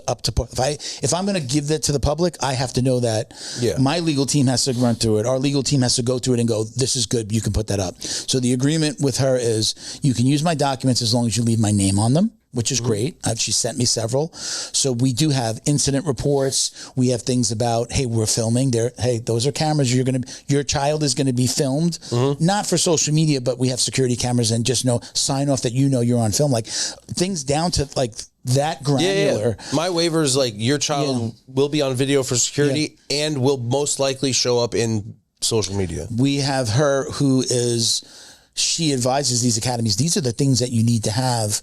And I don't know that it'll always make your insurance less expensive, but there are certain things that you're supposed to do. She's always talking about, if you have, a lot of insurances, you have to have background checks. You have to have a background check on all of your staff, or you have to say you do. You may not have to show them. So people say, yeah, do background checks. Okay, check. Guess what? If you have an incident and you don't do background checks, they're not covering you. So It's all cute to say, oh, I have insurance. We do background checks and you have insurance coverage. It's like lying on health insurance. I'm not a smoker, but you're a daily smoker. You pack a day. You die. Your family is not getting your insurance, your insurance payout. They are not going to receive that money because you lied. Especially if you died because of the smoking. If they can tie those two things together, you lied. So if you say you're getting background checks and you don't actually get background checks, and then something happens and you're not covered, you're screwed. So it's there are things so she is advising. She doesn't just come and get the insurance. She comes in and says, look, these are the things that you need, and I have these documents. So she's giving those to us. We're just figuring out how we're going to use that. So in short, yes, I believe what we're on the road to being is we are going to be, and I've said this to you privately, we're going to be an overarching organization. It doesn't matter what discipline you're in. It's, insert karate, taekwondo, sambo, whatever it is here, but we all need the same things. All the academies need the same things. So not only do we have the background checks, but being able to offer these other assets, we become an asset to you. You're a member, but you get for $99 a year, we're giving you all of those documents that you need. You get your background check. You don't have to worry about this shit. $99, $75 for each employee. I know as a gyms, business that'd be owner, like $500 a year. But don't you count stuff like when you're I'll ask you, because I'm making the assumption, because I do this in my own head with my stuff, is like, if I buy something, I'm like, I need a client and a half. 2 clients pays for that for the year. Like, I think like that. So do you think like that with students? Like, I think like that with like wages or like goal points. I need to have this many students to pay for that person. If I want to make X amount of dollars, I need 35 more students for that to be a regular reoccurring happening. But like, if you're going to, so like if you were going to hire somebody, like you say, like, it's going to cost me this. If I'm going to hire a program manager at $3,500 a month, that person needs to be able to sign up at least $4,500 a month worth of people. Sure. So that's the way I think. And I know that gym owners think like that. So roll that back to $99 a year to get all these stuff. Now, I know we're not going to be $99 forever. Mm-hmm. As we start adding stuff, it'll either be like, these are program packages, you have access to certain things. Again, going back to the company that we're working with, that whole thing is going to be embedded in our website, and we are going to wind up having the entire experience embedded in our site, where right now you have to leave to go to Sports Engine. Mm-hmm. You won't have to leave to go to Sports Engine. Speaking of which, I'm due for renewal in September. Since it's just 1 year and we just have to redo some classes, like, how do we, like, do we find out, or do I have to wait till September? Can I do it now and just go right through? The renewal side? Yeah. Well, you should be the renewal is the background check, the safe sport, the recurring. Yeah. Those are the things. So let me answer it this way. So like, your insurance might be renewing next month on the 30th. Yesterday. Your background check, really? Yeah. So then just get that to Brandy. Tell her, you can actually help us with this. Tell her, hey, Milton said to have you send me the upload link. So you can upload your documents on the website now so you don't have to email until we want it that way, because it'll also get stored in the website. So get the uploaded. I could probably share it with you before we leave here today. And then you'll upload your document, and it'll notify Brandy that you have your document. So it's just like, you can't just do everything at once. We have a spreadsheet that reminds us when you're expiring. Mm-hmm. So 30 to 60 days out, it's telling us your insurance is coming up. So we're telling you, that might be months before your safe sport is due, and months before. So what I'm saying is, my safe sport will most likely be due in September. If I do safe sport in June, does that cover me, or do I need to wait? It's not even open for you. You can't just go in and do it. I'd have to wait for it to expire for me to do it again. Safe sport will tell you, hey, you're continuing at as due. If it's 2 years, it's going to tell you it's time to do the whole course again. So it's not just up to you to be able to do it. And everybody has their own dates. It kind of doesn't matter, because your date isn't even close to an employee's date. So, right? So, but we'll notify them individually. Again, the new system, we're doing it like, it tells the onboarding person, hey, send them an email, where the new system will just do it automatically, which is again part of the things that we can't do on Safe Sport or on Sports Engine. So a lot of those things are just going to happen organically, but it's definitely getting to a place where I was saying before, like, there's nobody doing what we're doing for the coaches and all of the employees. Mm. Any organization that does anything close to what we're doing, from the IBJJF, which I'm glad that they do it, down to the ATAs, or no one's as in depth. Period. Everybody is just doing the black belts or the owners. Yeah. Right. IBJJF. You want to register you can become a member of IBJJF, I think, without doing the background check. But if you want to register your black belt, you have to do the background check and Safe Sport. Right. So it's all about, like, you're a black belt or you're an academy owner. What about the staff members? It's okay, great. You're a good person, or you haven't been caught doing anything stupid, but your employees can come and go. Yeah. That's the difference with what we're doing. It's everyone. If you have somebody, you're hiring somebody that's going to be around our kids, our wives, boys, girls, men, right? You're going to have them around my students or our students. You should have them. Everybody should be checked. So, again, it's the first time anybody's doing it to that level, where it's also, and then it's also like, nobody's checking insurance. Nobody's checking the CPR. Nobody's checking for AEDs. Just nobody. There is nobody that is doing that. you're required to do it by your local government or, like, again, AEDs are a requirement just about everywhere. Yeah. Nobody has an AED. You got your first AED. Yeah. Because of this. Yeah. My gym got their first AED because of this. My coach, one of the coaches at my school, one of the owners said they would come in here every year and cite me for not having an AED, but there was no penalty. Yeah. There was no fine. There was no. I never even got fined for it. You got to have an AED. I was never even told I need to have one. That gym, my gym, even the previous owners didn't have it. That gym is 20 plus. That gym was around before I started jiu-jitsu. I'm in 12, 13 years now. So more than a decade, there's never been a place where there was an AED on the wall that I've seen. And when I started going there, they were like, yeah, we got to get it. And he was the one that gave us AEDmarket.com because his wife had, right when they were doing this, his wife works at a church and she had to buy an AED for the church. And he's just like, oh, my wife gave me this link because I'm looking at your Aviv and it's like pretty expensive. I'm like, you can get it from anywhere. We just have a deal with them to give you guys a discount, but it's still $2,500 plus. It's like, it's undoable for a lot of academies. They just wouldn't do it. So we started giving that link out. And he was just like, I paid $550 with adult and child pads. Like, great. Perfect. Keep it charged. It's there, right? They wound up buying first aid kits. So like, it's like AED first aid kits, like all the stuff. It's beautiful. Like it made them think like, we don't have a first aid kit here. Let's get one. So it just kind of gets, hey, these are things that are beneficial. You're an owner, right? Somebody walks in and like they see an AED, they don't even realize that they're supposed to be thinking about this, but they see it in your facility. When they go to the next one, they're like, no AED. I keep mine behind the desk. Like the background check. It's a good idea to. Oh, you don't have it up? Like put it up. Yeah, it's behind our desk. It's on like a cubby, just there. No, put visibly.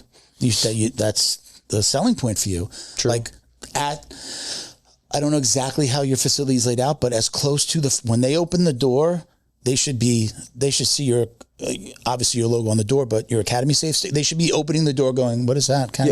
Then one at the front desk. My Academy Safe sticker is right next to the hand. I'm actually, we're not giving them out to everybody. I have it on my list. I'm going to send it to you. I promise you. We have a flag. I'm going to give you a flag. We designed an Academy Safe flag. I have it in my gym. I don't know if you've seen pictures of me. I'm standing by it in my gym. I'm going to send you one. I have it like on a list of things that I have to give that I have to order for people. Pretty simple. I just said, that's like an easy one to send. And I know that you needed the t-shirt, but, like those things are super, like it should be very visual. The AED should be someplace where people can. Yeah, I just have the box. Remember what you're doing. You're giving them something to look at. And if they're trying to vet you or figure out where they're going to send little Johnny, they're going to go to the next guy and go, no AED. Do you guys do background checks? Yeah, honey. I wish I could. We're not coming. I wish there was a way to like follow up with some people that like come and never come back. Did you go to another school? Did you ask about background checks? Did you remember? Text. I'm saying over the year, like obviously, yes, I can, but just very labor intensive. Like I think about how much bullshit email I get regularly and how useful like the surveys would be for the companies now that I'm like, because I want to do exit surveys. Like if someone doesn't renew, quits. Why didn't you renew? Yeah. Like tell us why. That's easy. Those are I just don't think anyone will fill them out. You know what though? So like marketing hat on, it's not just about gathering all the data. It's being able to say that person goes, well, kind of we decided not to do it. We're just waiting. That lead, you're reactivating that lead. So that's a good thing. Yes, you want the data. I agree with that. That's a good thing. But the people that do answer it and are honest, you can be like, oh, maybe there's somebody that goes before you even Academy Safe. They go, well, we weren't sure. You didn't have background checks or whatever. They might say something. You'd be like, oh, no, we actually do that now. Let me show you. And look, there's an AED on the wall. Here's our background checks. Look, we're on Academy Safe. Or honestly, to reactivate them, be like, hey, we just wanted to let you know.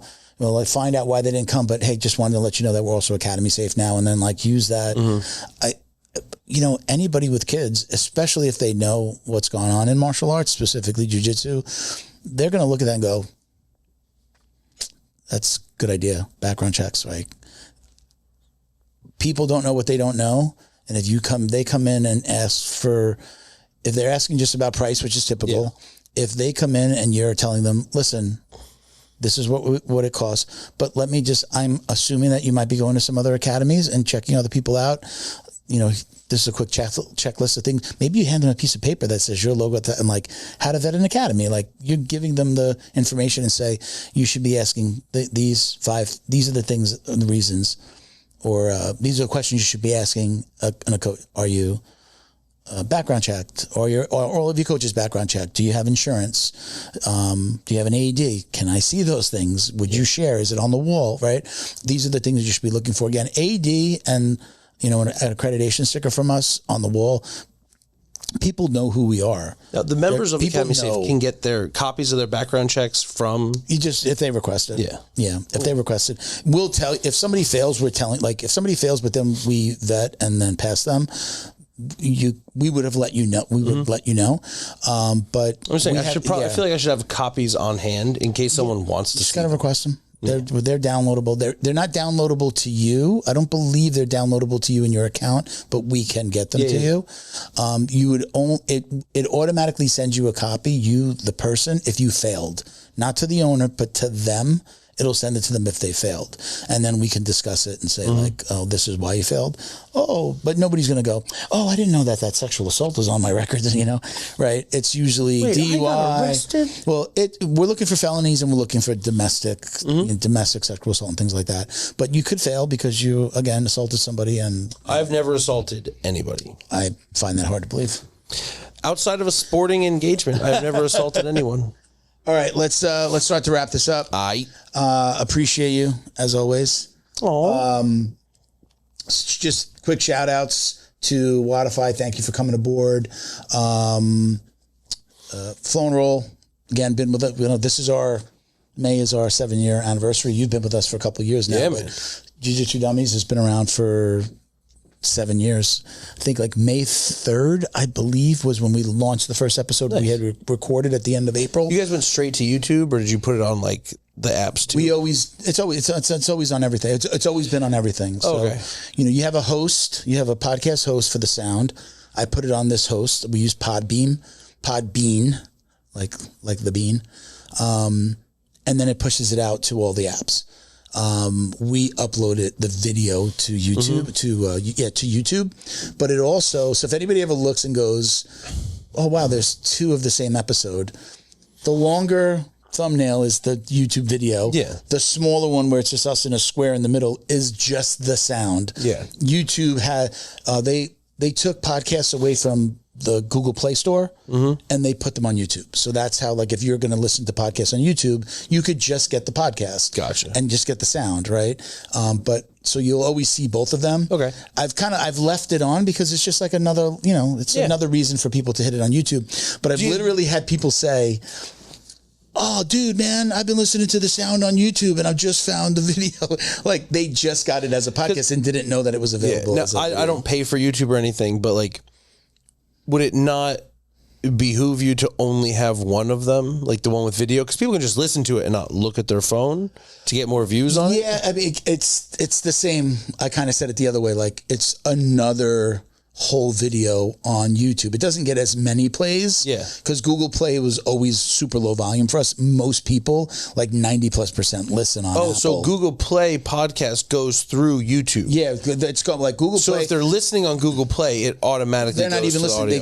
They took podcasts off of Google Play. Oh, okay. You're on YouTube. Gotcha. You can just listen to the podcast audio, and our platform pushes it out, and then it also, I've gone back and forth on it. It was off for quite some time, and then I was just like, I see the benefit. Yeah. The guy that's like, for some reason, just hates Apple. He's an audio guy, whatever. But he's in his car. He can turn it on and not have the video playing. Yeah. And not be distracted driving, and still listen to us on YouTube. So it's valuable in that regard. So, I've just left it on, and it does it automatically. So when I put the sound out, it just pushes it out to all the platforms. Gotcha. YouTube is where most people are consuming the podcast.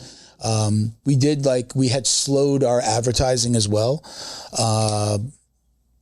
just because we had more barter sponsorships than we did paying sponsors, and we did that strategically. So that money was going towards, the advertising. So we pulled back a little bit. So even before Wodify, though, I increased it again. Things have been going well. And all that money goes right back into the pocket. I'm like not pocketing any of it. Black belt pays the bills. This other stuff, Academy Safe, Jiu Jitsu Dummies, all of the money goes right back into them. And if not, actually, I'd probably put in more of my own money to just have them grow and to build. So anything that comes in sponsorship wise goes right into paying for the studio or advertising, which we've always done. So we run Google ads, we run social media ads. That's the difference between us and a lot of, people like, how were you around so long? And I'm like, you can't, it's not build it and they will come. Yeah. It's not recorded and people are going to listen. You have to get it out in front of people and reinvest. And so it's one of the reasons why the podcast has been successful and we get so many eyeballs is because we're actually advertising and getting it in front of people. So we're always getting new viewers. So anyway, shout out to Wodify. Shout out to Flow and Roll. Thank you guys for your support. Shout out to Fight Tape. Let everybody know where they can find the Fight Tape once again and where they can find you. Ladies and gentlemen, boys and girls, children of all ages. I like when you do it with the Russian act. You usually start with the Russian act. That's your go-to. Hello. Everyone, please listen. Number one, hand wrapping for everybody. Can I call out the country? Like, can I? To you a ever see certain that? extent. Like, it'd be like Russian right in the middle, and you keep on going, but then you switch the accent. Can you do that? Some of them. All right, other ones take me a little bit to kind of get into. So start with Russia. Right. Hello, welcome, fighter, promoter, countryman of combat sport. Brazilian. Brother, please. Must need for your hands to be wrapped. The gauze and the tap is very important for you to make a good wrapping for you, my friend. So fight your tape. .us is very important. Fightshitape.us. What is very good. Where is it that you lived? Thailand. Thai. Hold on, that one's kind of nasally. I gotta I might not have it. I don't think I have it. Come on, you got it. You can do it. You can do it. Your Russian went slowly from Russian to Brazilian. Yeah, like it felt it like slowly turn. Ben Koch. No, you did it before the Ang Bak guy. When you said Ang Bak. No, I don't. I'm not feeling it at the moment because I gotta do I gotta say certain words. Let's see if you can do Southern, U.S., English, Southern. Oh my Lord! I tell you what, man, you ain't got nothing about none, man. I tell you what. Look at me right here. You go on that Instagram and you take an elbow and you smash it into MMA Coach Ben and on that follow button. You elbow smash that follow button, MMA Coach Ben. You follow me right there, but I tell you what, it's gonna be good. I tell you. Is that it? Is that all your handles? No, I got to. Okay, go ahead. Do your thing. Bro. I don't even know. You want another accent? No, I can't even think of. I don't know what other countries you know. Oi, mate. You've got to go, right? You have a go. You have a smash on that fighttype.us. You have a smash on the MMA Coach Ben, right? We fancy it up. Have a good one. WWE. Listen here, brother. You want to be the baddest. You want to be the best. You got to put yourself in the position to do it. Hard work, determination. Take your steroids, my vitamins. All right, brother, you can do that. You're amazing, bro. Thank you. I appreciate you, man. You are you're a very unique individual, man. That is very true. You were the way that this happened for people that don't know. You came on the show. Yep. And I remember it. I'm used to this is kind of how I handle stuff. When somebody like offers me or like tries to come on the show, I'll be like, yeah. Reach out. I give it to them. Mm-hmm. It's how I used to hire. I would interview somebody and then be like, we'll let you know, and not let them know. And the people that were like, hey, I just wanted to check in. That's the one you want. The one that wants it. Like that's how we used to hire. I think I hit you up like 2 or 3 times and didn't get much action. And then you had on John Y. and Eric Morel. And I was like, John, help me out. And he's like, gotcha. So you had come on, mm-hmm. and then you were like, when you left that day, you said, hey man, if you ever need anybody to come in and sit in, or you just want me to, like, you went like, if you ever need a co-host. No, that was one of the first things I said to you. Yeah. I came in, you were giving me the load. I'm like, oh no, I'll be around. You're like, what do you mean? I'm like, you're going to ask me to be your co-host by the time we're done here today. Did you say that? Because I said the same thing to Mitchell the first time I commentated. Yeah. I was like, you're going to ask me to stay after this. Yeah. And I totally digested it, but didn't know you well yet. Mm-hmm. And then we started conversation. Did you come on a second time? Did you come on? I think you came on a second time, and then So I had brought it up, and then I think you did follow up at with me. at the end of it, you were like, "Yeah, I might call you," kind of thing. And I think Charlie came on. You're like, "You're friends with Charlie. Why don't you come in for that one?" Charlie Vinch. Yeah. Okay. Because I think I'd been dabbled, and then after Charlie, you're like, "I'm just gonna put you on the schedule." Yeah, man. Yeah, I was like, if you want to come in, this is great, and you know, again, I'm usually like I'm doing it. I'm not like even guests. Mm-hmm. People will send me something, and I'll be like, hey, listen, I'll give you a follow. You know, check in.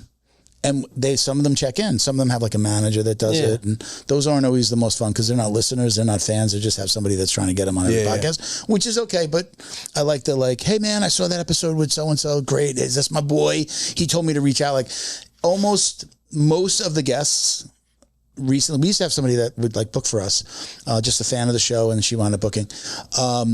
She might've even been one that like originally got us in front of you, but it's usually the last guest winds up referring somebody or being like, hey, you got to have my boy on. Mm-hmm. Or one of their boys reach out like, hey, man, my boy Charlie was on the show. Amazing. I love that. He's so great. And I love the show. And hey, man, if you ever need anybody, I do this, and this. Those are the guys that like, look, it's not ego driven, but who better to have on than somebody that actually listened to an episode or listens to the show? For sure. So if you do want to come on the show, you like, hey man, I saw episode 158 with so-and-so. That's my boy. Right? Yeah.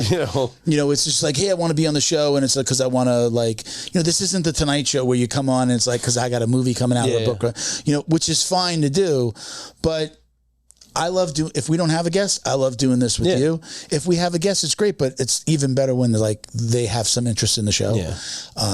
Or like, you know, again, if you know somebody that knows me, oh yeah, somebody sent me a clip or this or that, like give me the story of the why you want to come on the show, not just like your own, I'm doing this, I want to come on the show. Yeah. And look, those have been great. 189 episodes.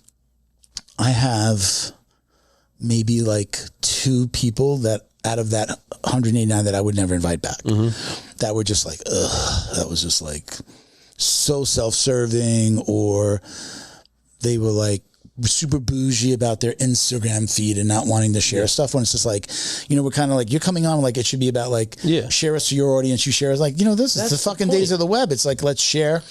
And like, you know, people like, you know, I like my feed to appear a certain way. My feed. And so it's like, okay, so you don't want to do this? That's fine. We had, and I love them to death. I'm not going to say the name of the organization, but we used to have this organization on all the time. And I was just like, hey man, can you get your guys to share? Like, oh, well, the guy that's running who was not a social media guy, was like, they wanted their feed to appear a certain way, like color wise and this and that. And I'm like, we have you guys on all the time. Yeah. You're not going to at least like share a video? And for whatever, they were like, oh, well, you know, we'll share it to our stories. And I'm like, that's great. That's but like making you their side chick. Yeah. Like you can have us, but like people can't know you have us. Yeah. What is it like? I can't even say because it's so sexist. I'll say the moped one. Like mopeds are fun to ride, but you don't want your friends to see you on one. Firstly, there's another. I can't say. I know. There's a joke there. You can say it. I can't say it. I had a conversation with my wife about that the other day. I was like, I don't understand. Like dudes are like, oh, bro, I was drunk when they like hook up with like an ugly girl. I'm like, I've never been so drunk that an ugly girl wasn't ugly. It's not a good excuse. It's a bad excuse. I believe it there. Yeah. As an academy owner, you work hard to build trust with your students, their parents, and your community. But trust isn't something you claim. It's something you prove and earn. That's where Academy Safe comes in. We help academies like yours stand out with verified safety standards. Background checks for all staff, U.S. Center for Safe Sport certification, concussion training, defibrillators on site, CPR, first aid and AED certification, security cameras, rank and lineage checks, and verification of business insurance. Join the trusted martial arts registry that's redefining safety throughout North America. Lead by example. Show parents you're accredited with Academy Safe. Special thank you to the crew over at Flow and Roll for all their support. Flow and Roll is renowned for their incredible no-gi rash guards, shorts, and leggings. Flow and Roll has quickly become the premier custom apparel provider for academies big and small throughout the United States. Reach out today to discuss your custom order and ask about their incredible pre-order program. You can send an email to flowandroll@gmail.com or visit their Instagram at flow_n_roll and shoot them a direct message. And yes, they can create an awesome custom gi for your academy as well. Visit flowandroll.com to check out their awesome designs, and remember, you'll get 20% off your purchase of t-shirts, rash guards, or gis with code JJD. You show up every day to change lives. You manage a million little details, all of them critical. We get it. We know the founder mindset because Wodify was built from the ground up, just like you. We know details because we fine-tuned every nuance of our own platform to make it work seamlessly for you. You need a partner who understands your business and a platform that helps you run it like a well-oiled machine. The founder hustle never stops, and you wouldn't have it any other way. We're Wodify. We're built to build you up.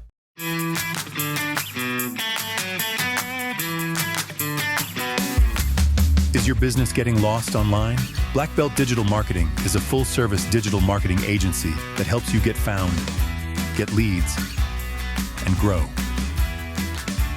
We specialize in local and website SEO, so your business stands out when customers search. Our website SEO makes sure your site loads fast, ranks high, and stays ahead of AI-driven search, so customers find you first. More visibility, more clicks. More customers write when they're ready to buy. Grow your business online with Black Belt Digital Marketing. Visit bbdigitalmarketing.com or call 9542-204932 today. Check us out at Jiu-Jitsu Dummies for all the ways to watch, listen, and support. You can check me out on my personal IG, Uncle Milty BJJ. It is private. I have to accept you. You're so bougie. Yeah, I've kind of been like going back and forth on like how much personal stuff I want to have. I do something with the wife. You might have seen that. Did you ask me about that page? Yeah, they followed me. I'm not saying that. Don't say it here. Followed me. I did. I don't want it to just. It's not about jiu-jitsu, but it is about just us and stuff that we're doing. And we started it. We broke up. We started it again. My favorite part of that profile is you in a thong Speedo. Yeah, that picture's so good, bro. Listen, I didn't know you were built like that. Honestly, I am not. But I am going on a cruise. You might see me in a little. Mm-hmm. More of a Brazilian style one. You know? I have a tan through. I wear it once in a while. I wear it under my bathing suit. I have like a tan through short. Okay. So it's like you're supposed to get sun through it so that you don't get the. Okay. It doesn't work great, but you definitely get some color through it. So it's like here, but the light gets through. Yeah, it's color. It's designs, you know, so like it covers everything. But it's like it's kind of sheer so that the sun can. I just go to nude beaches. Yeah, I'm not there yet. I mean, you can tell by how dark I am. I go a lot. Wow, that's I blend into this table. Me and the table, we're pretty much related. She'll hate me if she ever sees this. My wife she's Latin, super white. Like I go out and I tan. Like I just drive home today, and I'm gonna have a line here. I tell her she repels the sun. Yes. She's so white, she repels the sun and she hates it. Like we both lay out and I turn chocolate and she's like barely like, she's like, look, I tanned and there's like nothing. I wish I got that. I go from white to pink to hospital. I go from this, I mean, like, look, like this is my natural, like in Florida, so it's this, right? This is my color right there. That's my natural color. Very light, like I think. But I go immediately from this to chocolate. Dude. This is me tan. This is my tanned arm. You see this? Dude, look. Switch the camera. Do you see how tan I am? This is tan. This is why all my tattoo artist friends like me. I am so white. They're like, dude, you're like drawing on paper. Yeah, this is amazing. The color comes out, right? They definitely tell like darker skin guys are like, I gotta use this color this way because your skin color. But again, like I'm pretty light on the inside, but you know, like I love this one. You ever see that? Yeah. Like my friends, your hands are friends growing up, but like that line where it's immediately brown to white, like my white friends growing up, that amazed them. It amazed them. I can't show it on like the immediate. Where am I? I'm on this one. Here. I'm on this. Yeah. So like that white to brown. they were just like, that is the weirdest thing ever. They would just be like, dude, that's so crazy. They were just white. They were like white to pink. You know? Yeah. All right, man, we got to leave it there. So, Jiu-Jitsu Dummies for all the ways to watch, listen, and support. Uncle Milty BJJ is my personal. FightTape.us. Uncle MMA Coach Ben. I was going to say Uncle Coach Ben. MMA Coach Ben. Check him out. Check him out on Combat Night Fights. He commentates. Yep. Check out the Instagram if you want to get some not only jiu-jitsu but stand up. You do a lot of Muay Thai and wrestling, kickboxing, MMA, you've got great feed, and I got hats off to your. I know you've got a couple of your students who fight. Mm-hmm. Who are the two main guys that came? The one that came to Quasar. His one is Quasar and Corey. Yeah. They have great Instagram. They do a good job. I don't know if they're getting help or are they doing that themselves. I'm pushing them, but they're coming up with their ideas. They're doing really good stuff. They're tagged in a lot of your stuff. They're also coaches, right? And they're Academy Safe coaches as well. They have. I follow both of them, and I love their stuff too. And I'll occasionally share their stuff too. So shout out to them as well. So we'll leave it there. Thank you for watching. Which our camera? This is my camera. That's your camera. We got a wide shot right in front. Wide shot, Mr. Producer. Can we get one wide shot? Mango. There you go. Thank you for watching and listening, everybody. Peace, love, jiu-jitsu. We're looking there, but the camera. Where's the camera? Hey, goodbye. All right. We'll see you later. We out.